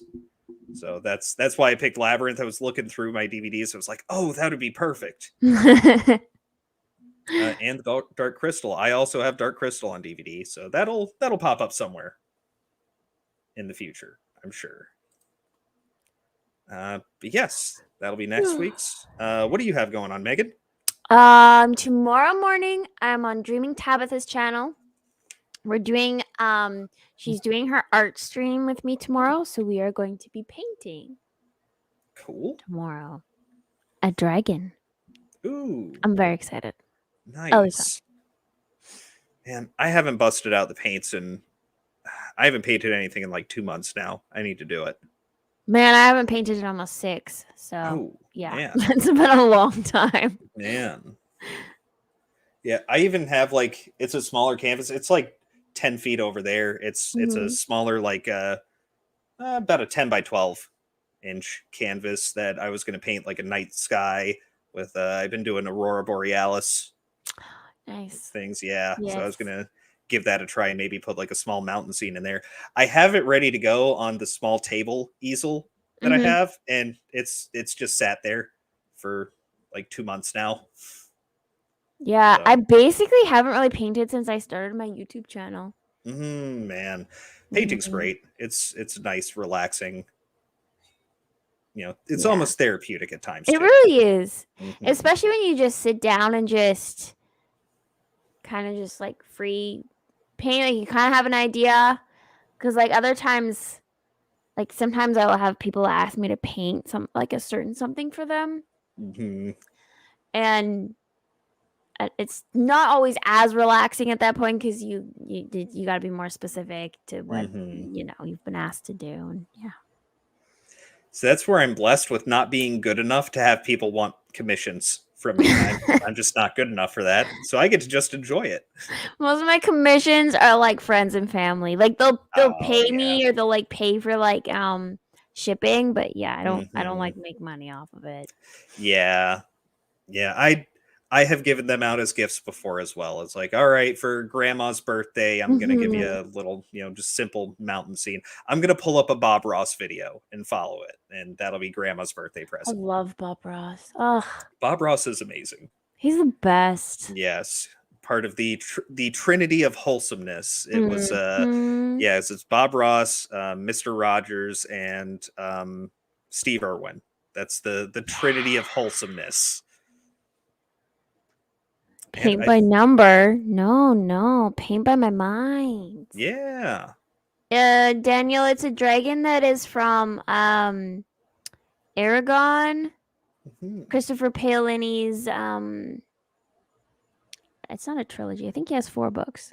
Anyways, it's one of Christopher Paolini's book series that he wrote. So I tried getting into those books. Like I was the right age for when those books came out too, and I don't know, I just couldn't get into it. I read the first one and I just didn't read the other ones. It wasn't They bad or definitely get anything. better because I think Mm-hmm. they're among his like first books ever published. Mm-hmm. So as he goes along, it definitely gets like you can see how he grows as a writer Mm-hmm. for sure. He was also like really young Yeah, when the I books think he came was out. 16, 17 or something. Yeah. Mhm. Yeah, I just remember that was the big thing. It was like, oh, he's really young, and he's he's a published author, and I think that's part of the reason why the books got so big. Yeah. Yeah, Oh, I yeah, I don't think his know. parents helped a lot too. Oh, I'm sure. Yeah, So yeah. I never got into them. I tried. There were a couple other like the young adult books that I didn't get into, but I tried. What was the other really popular one out around that time? Um, Artemis Fowl. I never read those. Like I read the first one, didn't like I it. think I flipped through it at my library or something, and I just didn't care. Hmm. Yeah, that's how I was. I And then didn't like also, it it. was really popular. A series of unfortunate events, Never read those. and I didn't care for them either. Ones I did like though were I liked the Percy Jackson books. Yeah, Mm-hmm. those were Yes, fun. Percy Yeah, Jackson. Oh, I that's really definitely read those. I'm trying to think other than that for like young adult. Yeah, I was never too big into the young adult, fantasy stuff. I tried. Some were good, some weren't. yeah. Usually I just read like Narnia if I wanted to something like that. That was Narnia and Tolkien stuff. Yeah. Mm-hmm. Oh, and Redwall. Oh, Yeah. I love Redwall. I need to. Mm-hmm. My series is because my siblings and I, we all had different Redwall books. Yeah. So like, I have a bunch, but there's like gaps where I'm missing books because they're my Oh. siblings' books and they have them, and I want to like fill out my whole series. So I have to go Mm-hmm. find those. You just reminded me. Yeah. I only read a handful of them. I remember it was Redwall and then Moss Garden, I think was the second one. Moss Mhm. something. Oh, I can't remember. Mossflower. Moss Flower. I want to say that. Yes. I actually have it on my bookshelf, but I can't see that right now. It's too far away. Yeah. And the Dragonlance books. I have not read the Dragonlance books, but I have played the Dragonlance tabletop game. Mm, So there's that. there you go. Yeah. Well, But I have heard they're good. I just haven't read them. Well, I think that was it. I think so. Yeah. Yeah, We have Labyrinth next week, Mhm. and yeah, that'll be Yeah. fun. Oh yes, Labyrinth will be tons of fun. There'll be so much to talk about with that one. Oh yeah. Yeah, because I'm sure there's a buttload of trivia on Oh, yeah. that. And we're gonna have to at some point in time we're gonna have to zoom in on David Bowie's massive crotch. That's a That is the part of the movie that I never saw that movie as a kid. So as an Mhm. adult watching it, I was like, "This is a kids It's movie." yes, Like, it's a kids movie. but if I saw that as a kid, I think I would be like very traumatized. Yes. It's Yeah. and we can get into it, but his costume, it's like the costume designer just gave up when it came to his pants. They're like, Hmm. he's got this great shirt and jacket and hair, and then they're like, just throw some long johns Yeah. on, you're fine. Yeah, it's like slightly baggy and gray and doesn't match. Yes. It's weird. Those are It's not riding pants. mm-mm. Those are not exactly like I don't know what's happening. Anyway, Yeah, it's weird. his outfit very much bothers me. Hmm. Pet peeve about that movie is his pants. Yes. As we will all see. Yes. Oh, we will definitely see. That's another one we're gonna have to be careful about trying to get around the algorithm because the Ugh. music in it and everything else. Yeah, that'll be fun. But yeah, Oh, I should also say what I have going on. Oh, yes. What do you do, Steven? So nothing for the rest of the weekend, but Monday I will be on the After the Weekend podcast with Maria, the Geeky Crochet. And yes, Fun. we will be talking about the animated Hobbit movie from the 1970s, the Rankin Bass animated Hobbit. That's I awesome. love that movie. I really love it. And so I'll be their guest on there for Monday. I love it. That's so fun. Yes. So that's and then after that, so that'll be at 8:00 Eastern Monday, 10:30 Eastern. So long as that podcast is over. If it runs a little late, I'll just push my other stream to later. I'll be doing 10:30. I'll be doing my Monday Night's Madness stream where I am still playing Dead Space.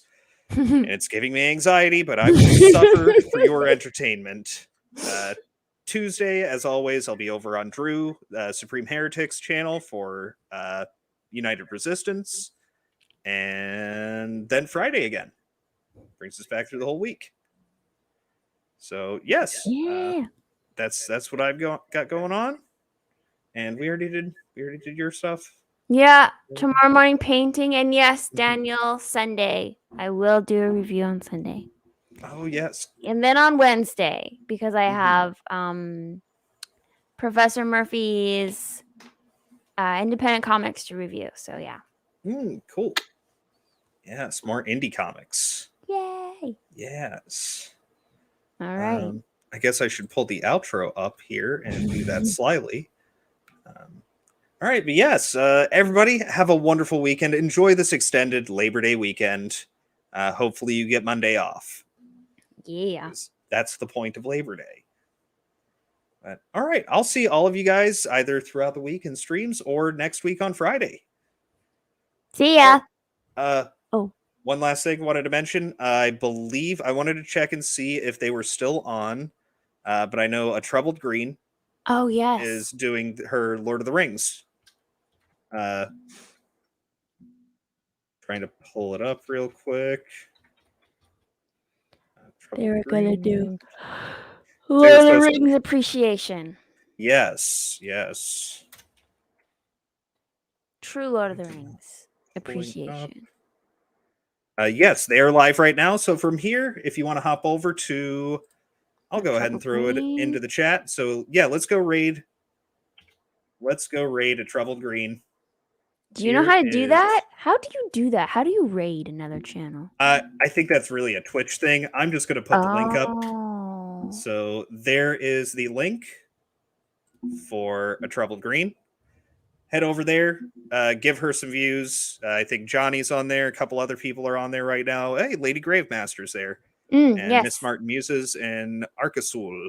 So yeah, go check them out. They're talking about classic Lord of the Rings. They are, they're staying. I think they're all where I am with it, which is don't hate watch Rings of Power. The opposite of hate is not love. Or sorry, the opposite of love is not hate, it is indifference. Let's give Rings of Power our indifference and talk about the good stuff that already exists. I think that's the way to go forward. So go check them out. I'll probably be in their chat here soon. All of you guys have a wonderful day, wonderful weekend. And once again, I got to pull the outro up slightly. Yeah. All right. Bye, everyone. Guys. No. He's looking at you, kid. Goodbye, Boo. Kitty. Kitty has to go.